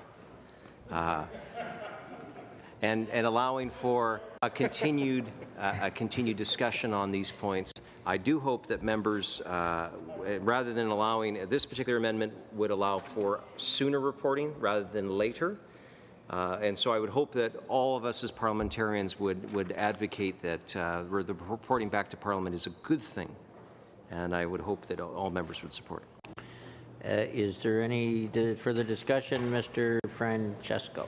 Thank you, Mr. Chair, and thank you, Mr. Albus, for bringing that forward. The amendment reads, starting in the year in which the first anniversary. I would respectfully, not disagree, but just respectfully take it a different angle, that the OPPS will not be implemented for most of the first year of the Act's coming into force. So with that, we will be, I'll be voting no on your amendment. Mr. Dussault. Merci. Bien que je remercie mon collègue. Thank you. I'd like to thank my colleague for his remarks just now. I had the same sense myself when I reviewed the provisions on reporting on the part of the Minister, and I asked Mr. Muffet questions along those lines, and he was quite clear that the first anniversary wouldn't be that useful at the end of the day. I wonder if he could repeat the reasoning why the second anniversary would be more pertinent rather than as opposed to the first anniversary, because his explanation seemed quite important. Certainly, I'd be happy to repeat the explanation. So the way the pricing system will work is that the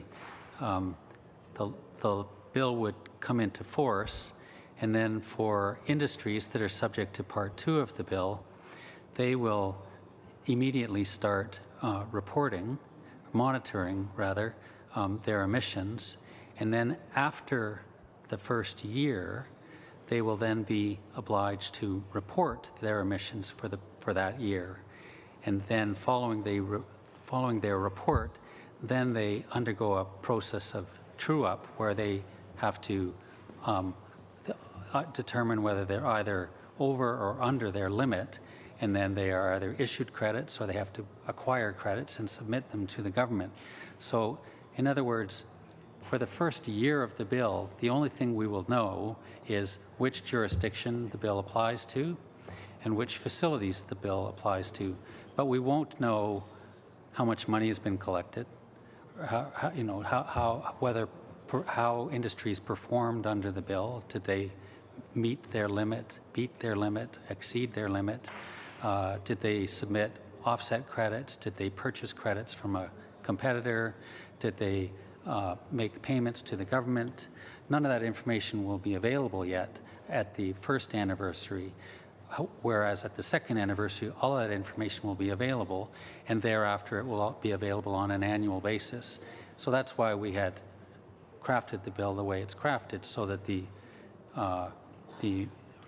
annual report would actually have some substance to it, and that won't be the case until the second year. Does that clear up the issue? No further questions? All those in favor of CPC 3? Got to vote for this one. Did you want a recorded vote? Yes. Madam Clerk. Mr. Fergus? No. Mr. Grewal? No. Mr. McLeod? No. Ms. O'Connell? No. Mr. Cervera? No. Mr. Albas? Yes. Mr. Kelly? Yes. Mr. Poilievre? Excuse me. Yes. Yes. Monsieur Dussault? No. Motion is lost. Next motion is CPC 4. Mr. Chair, I do appreciate that members chose their lines there. What we want to do is again try to focus on building transparency in the way that this new regime will report to parliamentarians. And again, this would be asking the report must also set out an impact of the Act on greenhouse gas emissions expressed in tons in listed provinces. So this would not only help provide clarity as to whether or not this regime will actually decrease greenhouse gases, but it will also be able to report province by province as to the effectiveness. Again, something that the government has said that it wants to evaluate the stringency in a previous conversation we had here, Mr. Chair, I would hope that members would be in favor of making sure that Canadians, through their representatives in Parliament, would be able to have access to that information on a regular basis. Again, there are many departments that do reports on all sorts of measures to Parliament. This is really a measure to ensure good accountability and transparency of this new tax. Do I see anybody else on this motion? Mr. CPC 4, Mr. Severa. I'd like to thank Mr. Elvis for his comments and his and all our desires for increased transparency in everything we do. It's very important. With regards to the amendment that Mr. Elvis has put forward, frankly, current provision provides the flexibility to address the issue in the report, and the government wants to set the direction of the content of the report through policy rather than through law.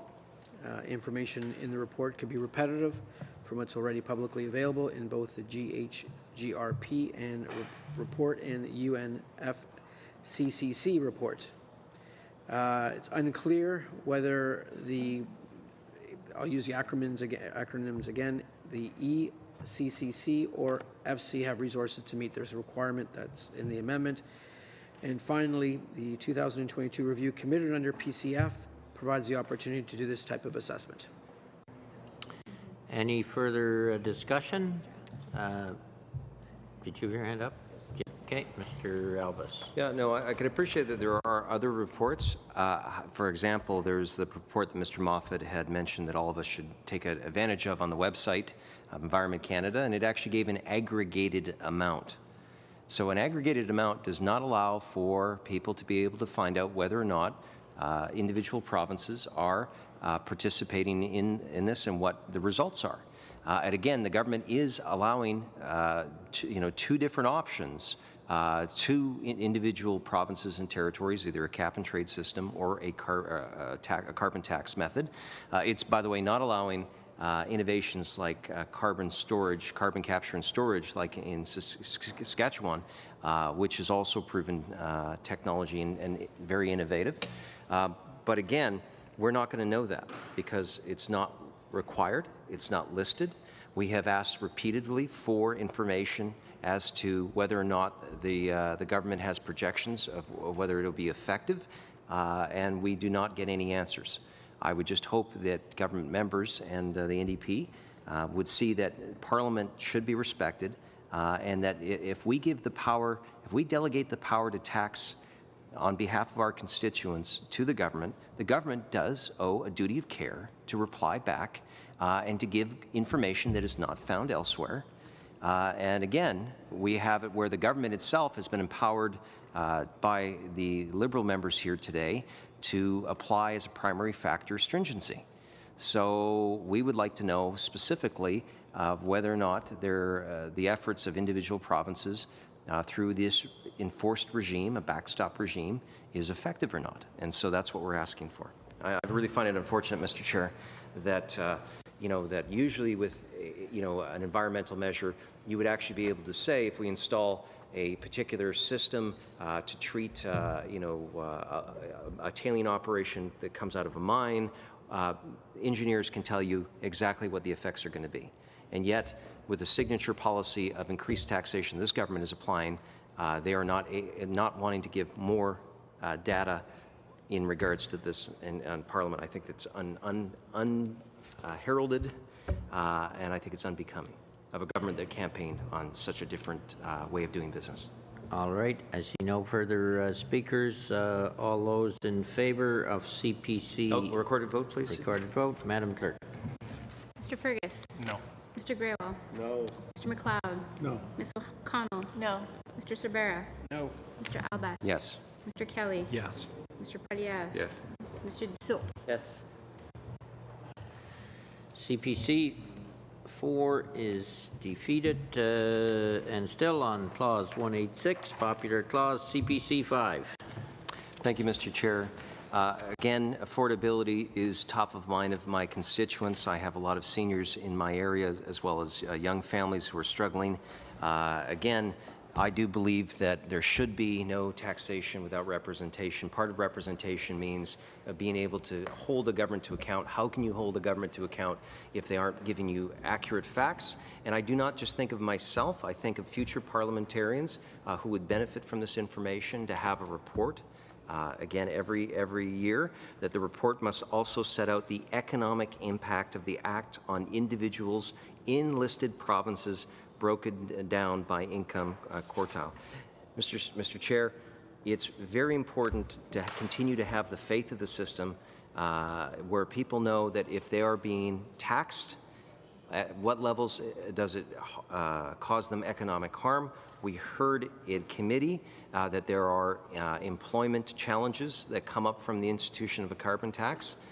We also know that individual provinces are being given different tools to be able to do this.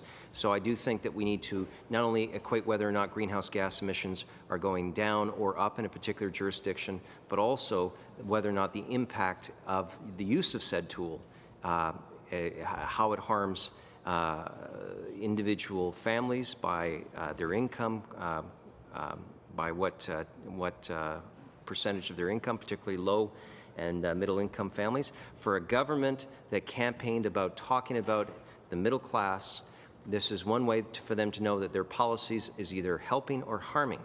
And again, all we are saying is information should be made public, and then letting that public, our constituents, decide as to whether or not that tax is in their interest.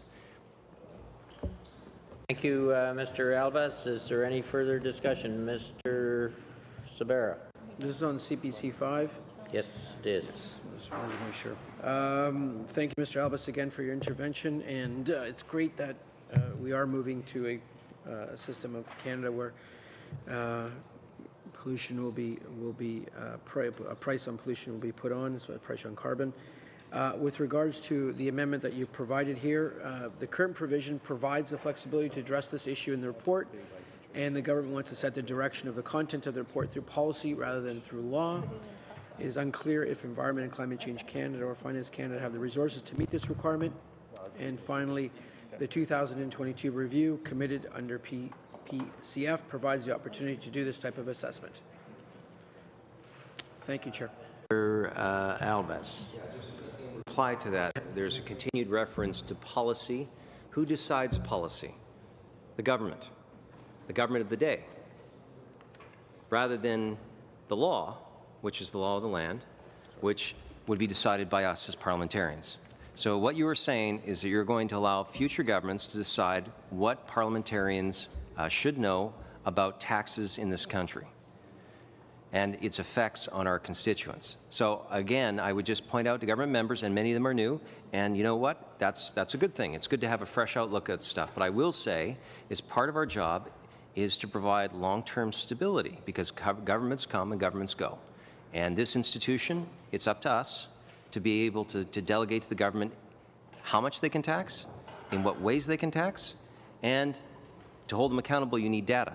And if you allow the government of the day to choose it, then what you're saying is that you trust someone that you don't know. And I do believe in limited government. I think this is an important accountability mechanism to make sure we do not have a case where there's taxation without proper representation. Again, how can you have proper representation if the government won't give us the numbers on what the carbon tax will cost to the individual families in economic modeling that I know has been done? Mr. Pierre Poilievre has done a lot of work on trying to discover that. It's one thing to not allow the opposition of the day, but we're talking about all parliamentarians 10 years from now.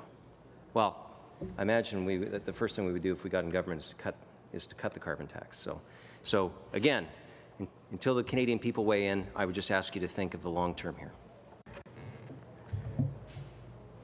You didn't want to answer that question. All those in, I see no further discussion. All those in favor of CPC 5, recorded vote, please. Recorded vote. Mr. Fergus. No. Mr. Graywell. No. Mr. McLeod. No. Ms. O'Connell. No. Mr. Cervera. No. Mr. Albas. Yes. Mr. Kelly. Yes. Mr. Poilievre. Yes. Monsieur Dussault. Oui. Motion is lost. Turning to Yes. I have an amendment. Yep.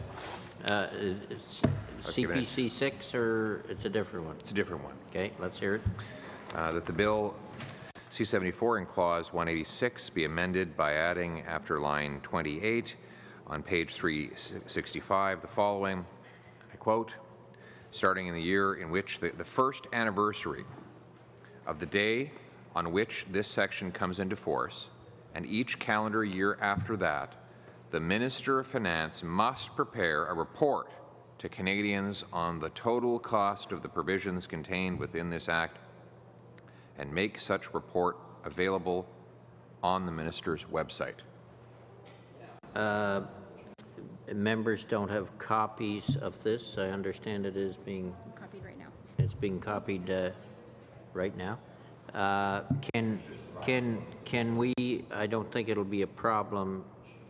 Can we stand that aside and go to CPC 6? And we'll come back to that. Is that? I just want to make sure we get agreement on doing that.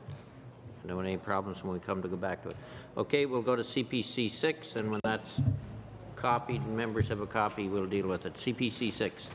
So again, on the accountable government, on making sure that it's transparent in how it taxes and the results of said tax, this particular amendment, Mr. Chair, would set out, and again, I quote, the report must also set out the impact of the Act on the Canadian economy broken down by industry sector.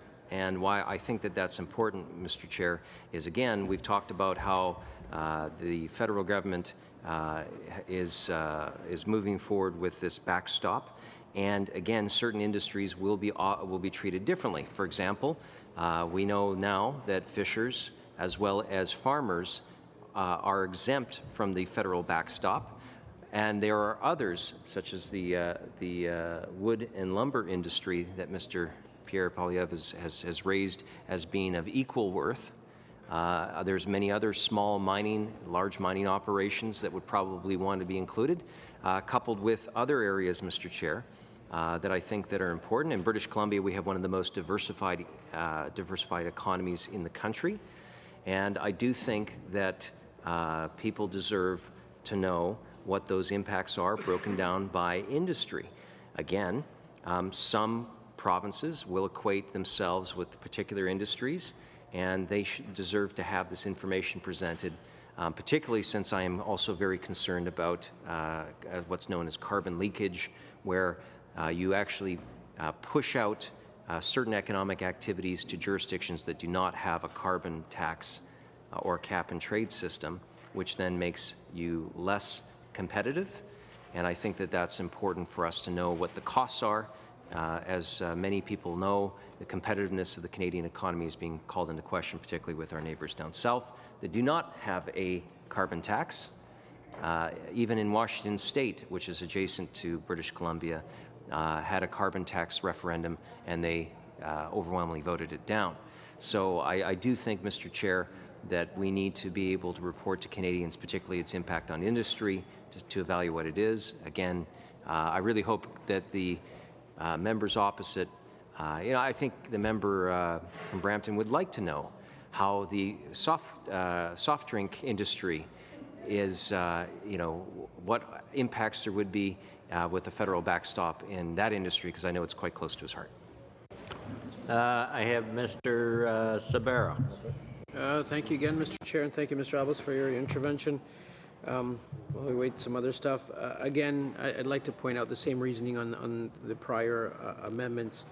Look, the 2022 review committed under the Pan-Canadian Framework will provide the opportunity to do this type of assessment. Our government, we like the way the current provision is, because it provides the flexibility to address this issue in the report, and the government wants to set the direction of the content of the report through policy rather than through law. And with that desire, we'll be not supporting your amendment. Mr. Albus. I'm going to try a different tact, because obviously my earlier arguments were not sufficient to get Mr. Sabera on side. I just would like to point out there is well-established precedents of statutorily required content that are put into Canadian bills. So, for example, On the list of reports and returns, the Canadian Broadcasting Corporation is required under Section 71(1) of the Broadcasting Act to submit an annual report on the operations of the corporation. And there actually is detailed in that. Section 73(3) details the statutorily required content of the report. And so it actually breaks down on all of these fronts. If we go to the looking to the list of reports and returns, the Law Commission of Canada is required under Section 23 of the Law Commission of Canada Act to table an annual report on the activities of the Commission. So it also has broken down in law certain provisions of information that parliamentarians of the day decided were important for future parliamentarians. Now, many of us at this table may have read those reports and benefited greatly from the information presented therein. And again, it doesn't matter if it's a Liberal government, it doesn't matter if it's a Conservative government, or, as my friend to the left here might want, a different type of government, but it doesn't matter. I don't think he's a CCFer. No, I'm. Yeah, but anyway, but I do hear the CCF is quite popular these days. Yeah, but again, I go back to it that it's quite common practice for parliamentarians to say that they want to establish certain metrics and to have reporting, and it to not be policy, in fact, to be law. So, Mr. Chair, I have other examples, but I do hope that members opposite would reconsider now that they've learned about the Broadcasting Act standards and the Law Commission of Canada and the reporting that is asked by Parliament and that is done year after year to ensure proper transparency, and I would ask for a recorded vote. Okay, the question's been called. All those, sorry, Madam Clerk, recorded vote. Mr. Fergus. No. Mr. Grewal. Absolutely no. Mr. McLeod. No. Ms. O'Connell. No. Mr. Cerbera. No. Mr. Albas. Yes. Mr. Kelly. Yes. Mr. Poilievre. Yes. Monsieur Dussault. Wait. The motion is defeated on Mr. Poilievre. On Mr. Poilievre's motion that he read into the record, we have copies. The amendment is in order. They're not in both official languages, so I have to ask if there's permission of the committee to distribute them in one language. No? Okay, it's on the floor. And you spoke to it, Mr. Poilievre. Do you want to explain it further? It is in order.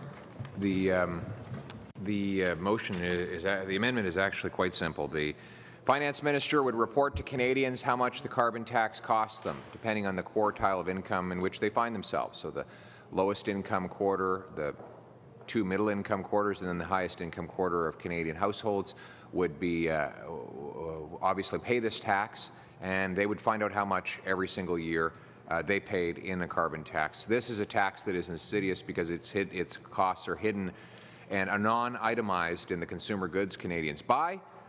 Unlike other taxes, they can't look at the receipt when they purchase something at a retail outlet. Just if I could, we got a little bit of confusion here. You're talking Quatrell. Are you speaking on the motion that you read into the record that we couldn't distribute, or are you speaking on CPC 8? I'm speaking on the one I read into the record. Okay, all right, but you just CPC 8, it has the word income Quatrell in it, and the one you just tabled in handwriting doesn't. I just want to be clear we're on the right one. Yes, okay, that's right. Thank you for the correction, Mr. Chair. So we're on the one that just come off the floor, just so we're clear. So, sorry, I misunderstood it. That one is accepted and it is being debated now. This is accepted as a motion. We can't give copies to members because it's not in both official languages. So it is on the floor. You moved it. If you want to speak to it. So this too would help dismantle the carbon tax cover-up. It would require a minister report on it on his website on the total cost of the provisions contained within the act that the bill that we're now debating, which will become an act. and it would allow Canadians to better understand the costs associated with the taxes they're paying. Is there any further discussion, Ms. O'Connell? Mr. Albus must be so upset with this motion because it's not in both official languages. It can't be distributed throughout this committee. So I can't support or even consider an amendment that can't even be distributed to this committee, and it is always our practice to have any amendments in both official languages. Mr. Kelly.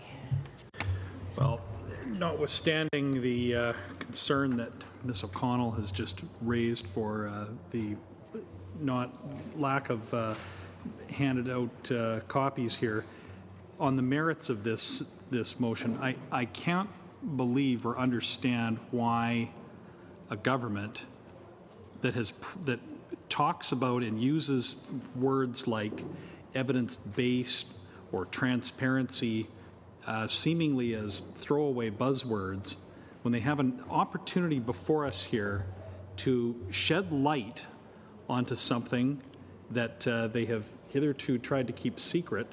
How could I would really challenge the government, how could they not support a motion that would allow transparency, allow sunlight onto this tax? And this amendment is simple, it's straightforward, it is a way through which all Canadians will be able to see exactly how the carbon tax will affect them.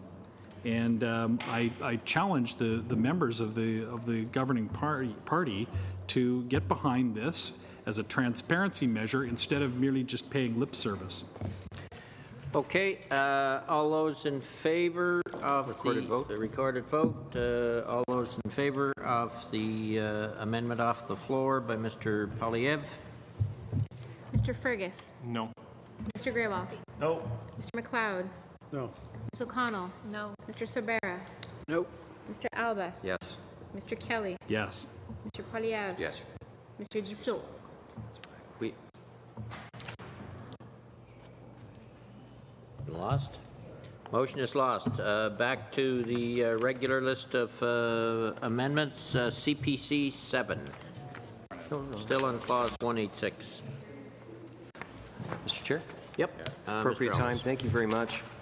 Again, another opportunity, a seventh opportunity for the government to show that it is wanting to be transparent with Canadians and to, again, reinforce the importance of Parliament as an institution to have that accountability. Again, how can you hold a government to account if you don't have good information? Again, this would create it into law. The report must also set out the total revenues obtained under the Act and the amounts distributed in accordance with the Act. Mr. Chair, you might remember I asked specifically because in British Columbia there has been a carbon tax, and one of the things the government of the day, Premier Campbell, did was to actually enshrine in it reporting every year by law and to have it verified by the Auditor General of British Columbia. When I asked to see if there were similar provisions for this backstop, unfortunately the government obviously either contemplated it and then did not carry through, or they didn't even contemplate the idea of having it verified that funds that come in and funds that go out as a principle of so-called revenue neutral. And I think, Mr. Chair, that does not convince or comfort those people that do believe that carbon tax would be simply a tax grab and that those the recycling, so to speak, of those funds would go back to the province or territory that it was taken out of. So I do think that this is a great way for the government to show, again, A, transparency, B, that members of Parliament feel strongly about receiving the information so we can hold future governments, including this one, to account, and I would ask for their support. Mr. Sabera. Thank you, Mr. Chair. Thank you, Dan. Mr. Albus, for putting forward another amendment. On this one here, the feedback I would provide, obviously, is that this amendment could be repetitive from a reporting perspective on the public accounts. So, I want to avoid duplication as much as possible. And secondly, in line and with the other amendments you've put forward, the current provision in the bill provides the flexibility to address this issue in the report, and the government wants to set the direction of the content of the report through policy rather than through law. Thus, not be supporting your amendment.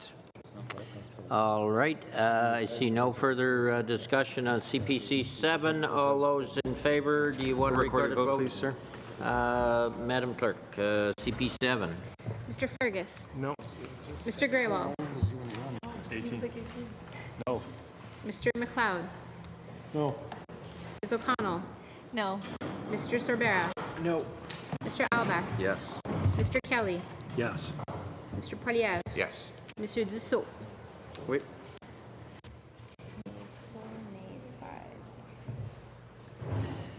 Motion is defeated. CPC 8. Are you doing that one, Mr. Yes. Albas? Mr. Poilievre started into it earlier. Go ahead. Well, since I'm batting 1,000, no, so I thought I would just finish on this, Mr. Chair.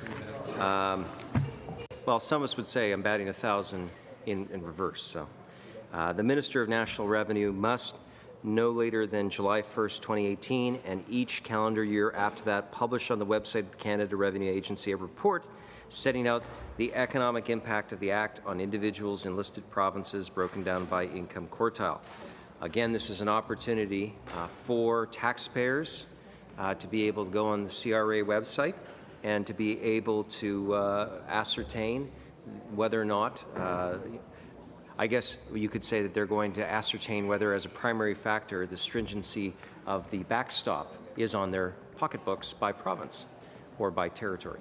So I think that this would be a nice measure, and that I hope that the government sees the light and can support this very common sense amendment. Thank you. Is there any discussion from the government side? Mr. Sabara. Mr. Albas, thank you very much. I think that the first thing I'd comment is that I think this amendment, first of all, I think it's better off dealt with by the finance minister rather than the national minister of national revenue. And secondly, that the rationale for annual report is to report on past activities under the Act, not to provide a prospective assessment of the impact. And with that, and I could list off a number of other reasons why I will not be supporting this amendment that you put forward.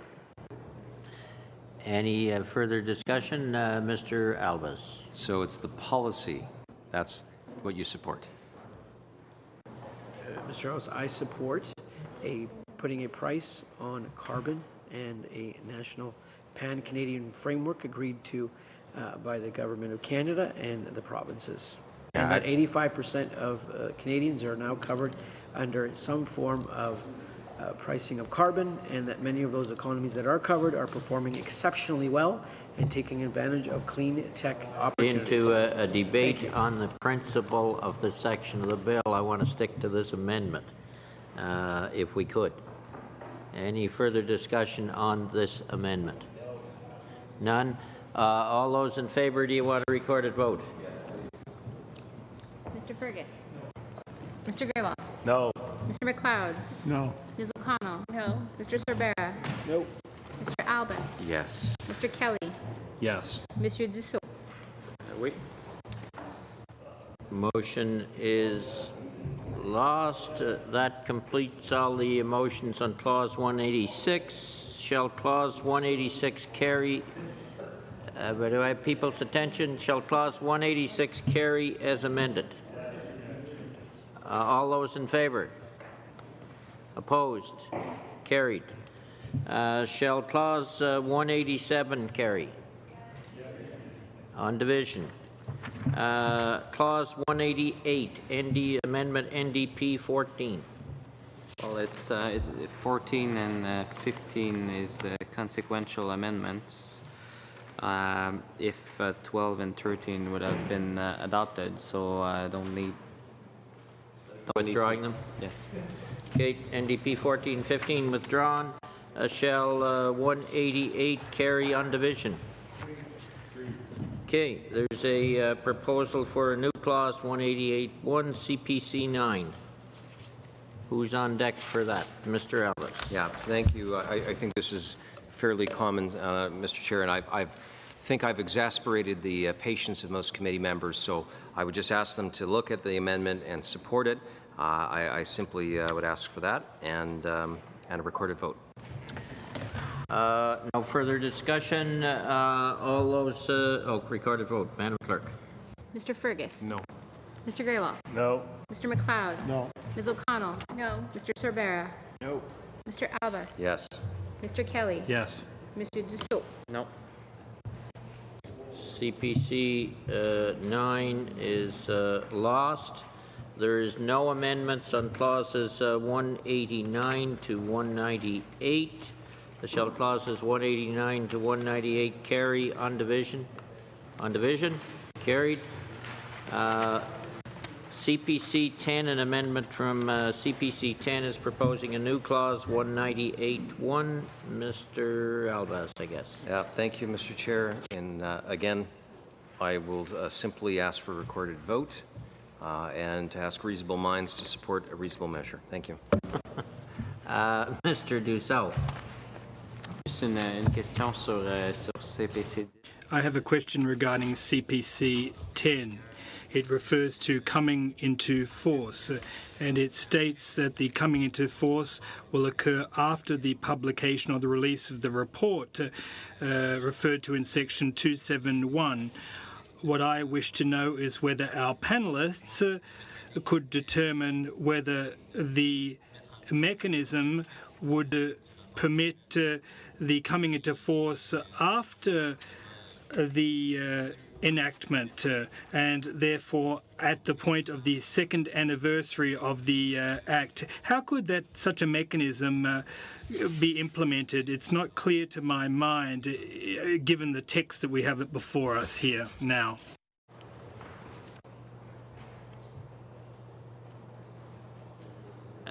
Does any of the witnesses have anything to add? Mr. Mercil? I can't really speak to the specific of this, but this is something that I asked myself also when I read this amendment. Comment ça pouvait se produire essentiellement que... How can this happen? The legislation sets out a report as being prescribed, but the Act hasn't been enacted yet. So chronologically speaking, it's like putting the cart before the horse. It doesn't make sense. Yes, it says that it will come into force once the report has been tabled, but how can you table a report if the legislation hasn't yet come into force? Okay, I think Mr. Moffat, did you want to add something else? Another issue that the trigger established in 198.1 would have been a report that would have been required pursuant to an amendment that was defeated. So that report is not going to be produced. So there will be no trigger here. We will vote on it as ruled out of order. You wanted a recorded vote, I believe you asked? No recorded vote? Okay, all those in favor of CPC 10? Opposed? Lost. Okay. Okay, we'll go through some routine motions, and I believe there's an amendment on Schedule 6. Routine motions, shall the short title carry on division? Agreed? On division. Agreed on division. Shall Schedule 1 carry on division? On division. On division. Shall Schedule 2 carry on division? Carried. Shall Schedule 3 carry on division? Shall Schedule 4 carry on division? On division. On division, agreed. Shall Schedule 5 carry on division? Schedule 6, there's a proposed amendment that was proposed earlier. Ms. O'Connell. Thank you, Mr. Chair. So again, I think this is before everybody. It's a technical amendment. Could Ms. O'Connell, I believe there's a witness to come forward. Thank you, all gentlemen, I guess it is. Thank you for coming forward and waiting while we voted and answering any questions we might we had. So, from Justice, so that we have a witness at the table.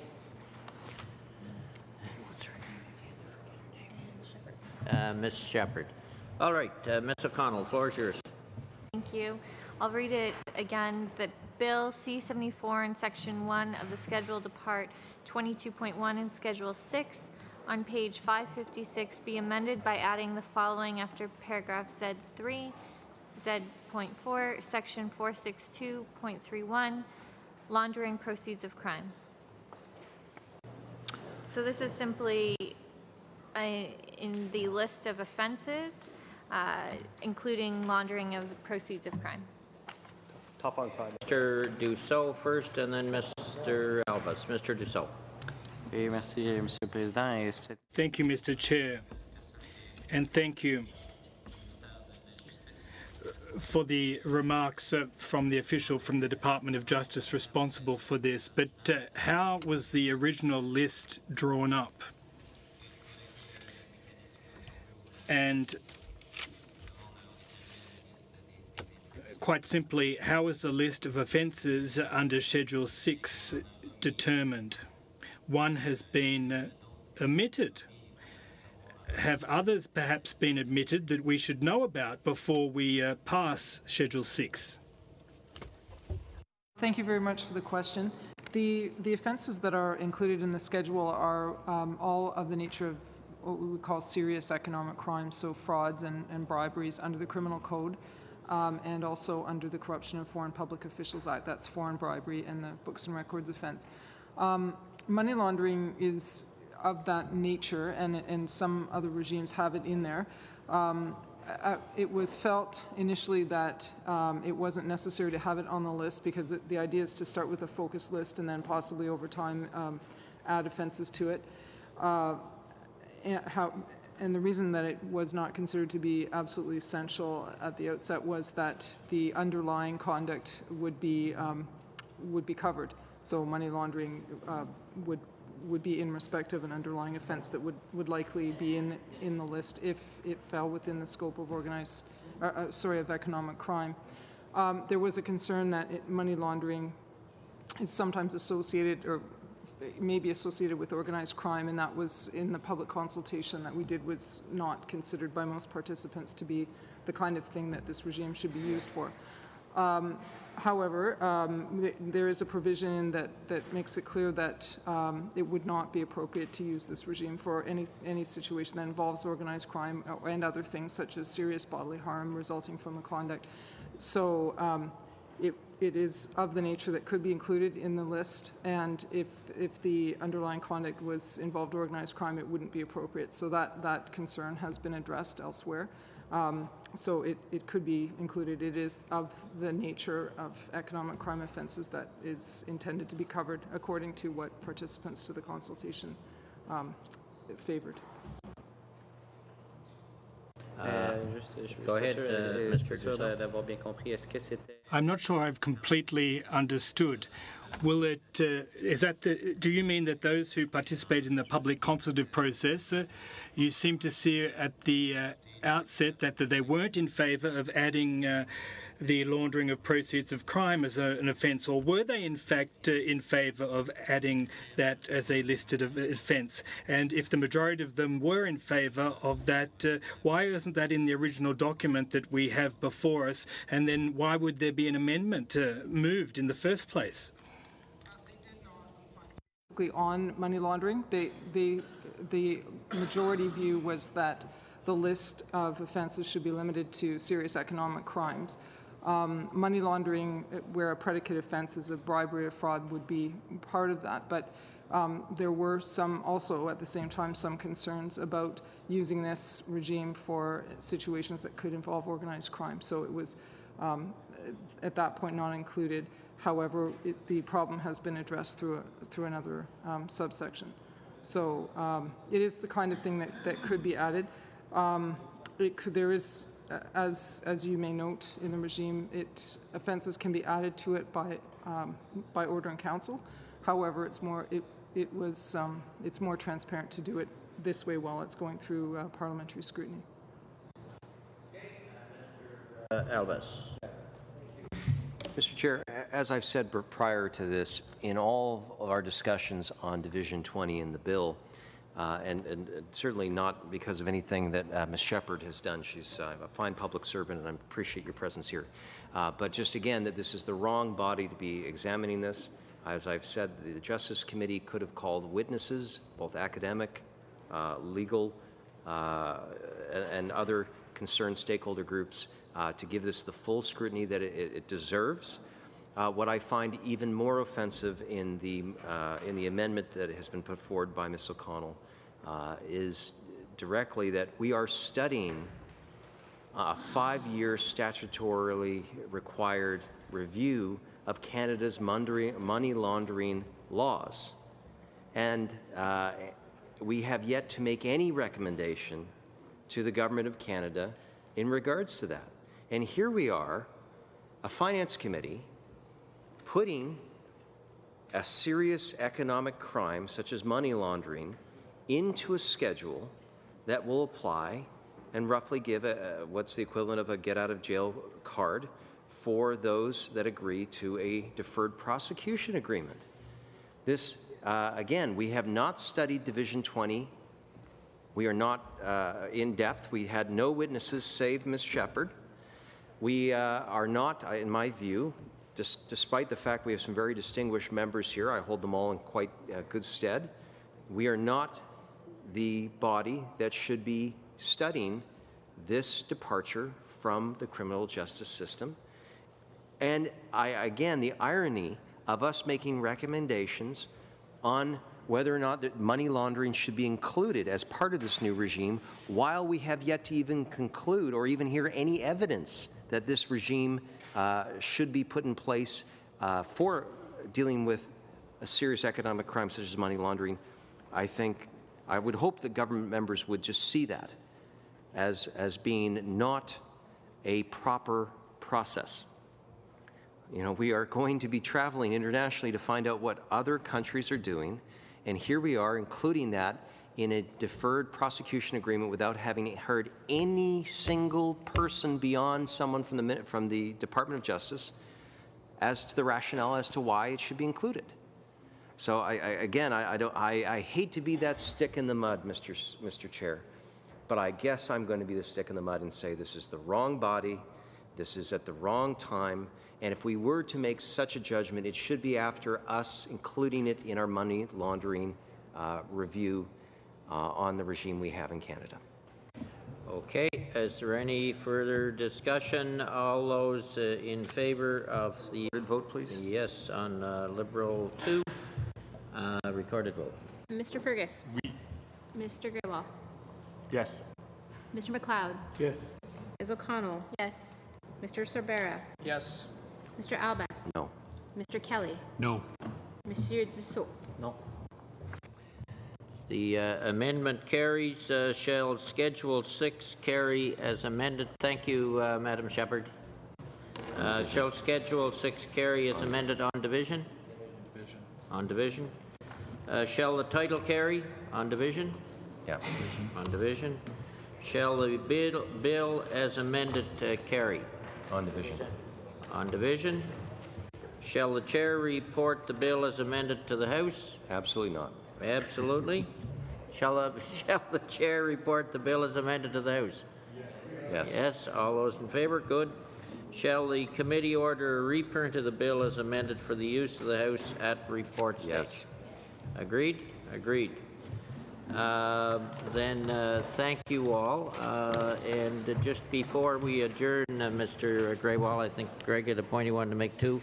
But I do want to thank committee members for their endurance through this long and immense bill. And I certainly want to thank all our clerks, our analysts for all the work they've done in terms of the Library of Parliament, for all their work on this as well, and the clerks as well for their efforts, and the legislative clerk for joining us for a couple of intense days. So thank you. Mr. Fergus. Mr. Chair, you stole the words out of my mouth, and may I also say what a pleasure it is to have Madame Cadieux joining us back again. We have benefited from the great Monsieur Gagnon, but it's a pleasure to have her calling out the votes again. Thank you. Okay, with that, thank you all. Meeting adjourned.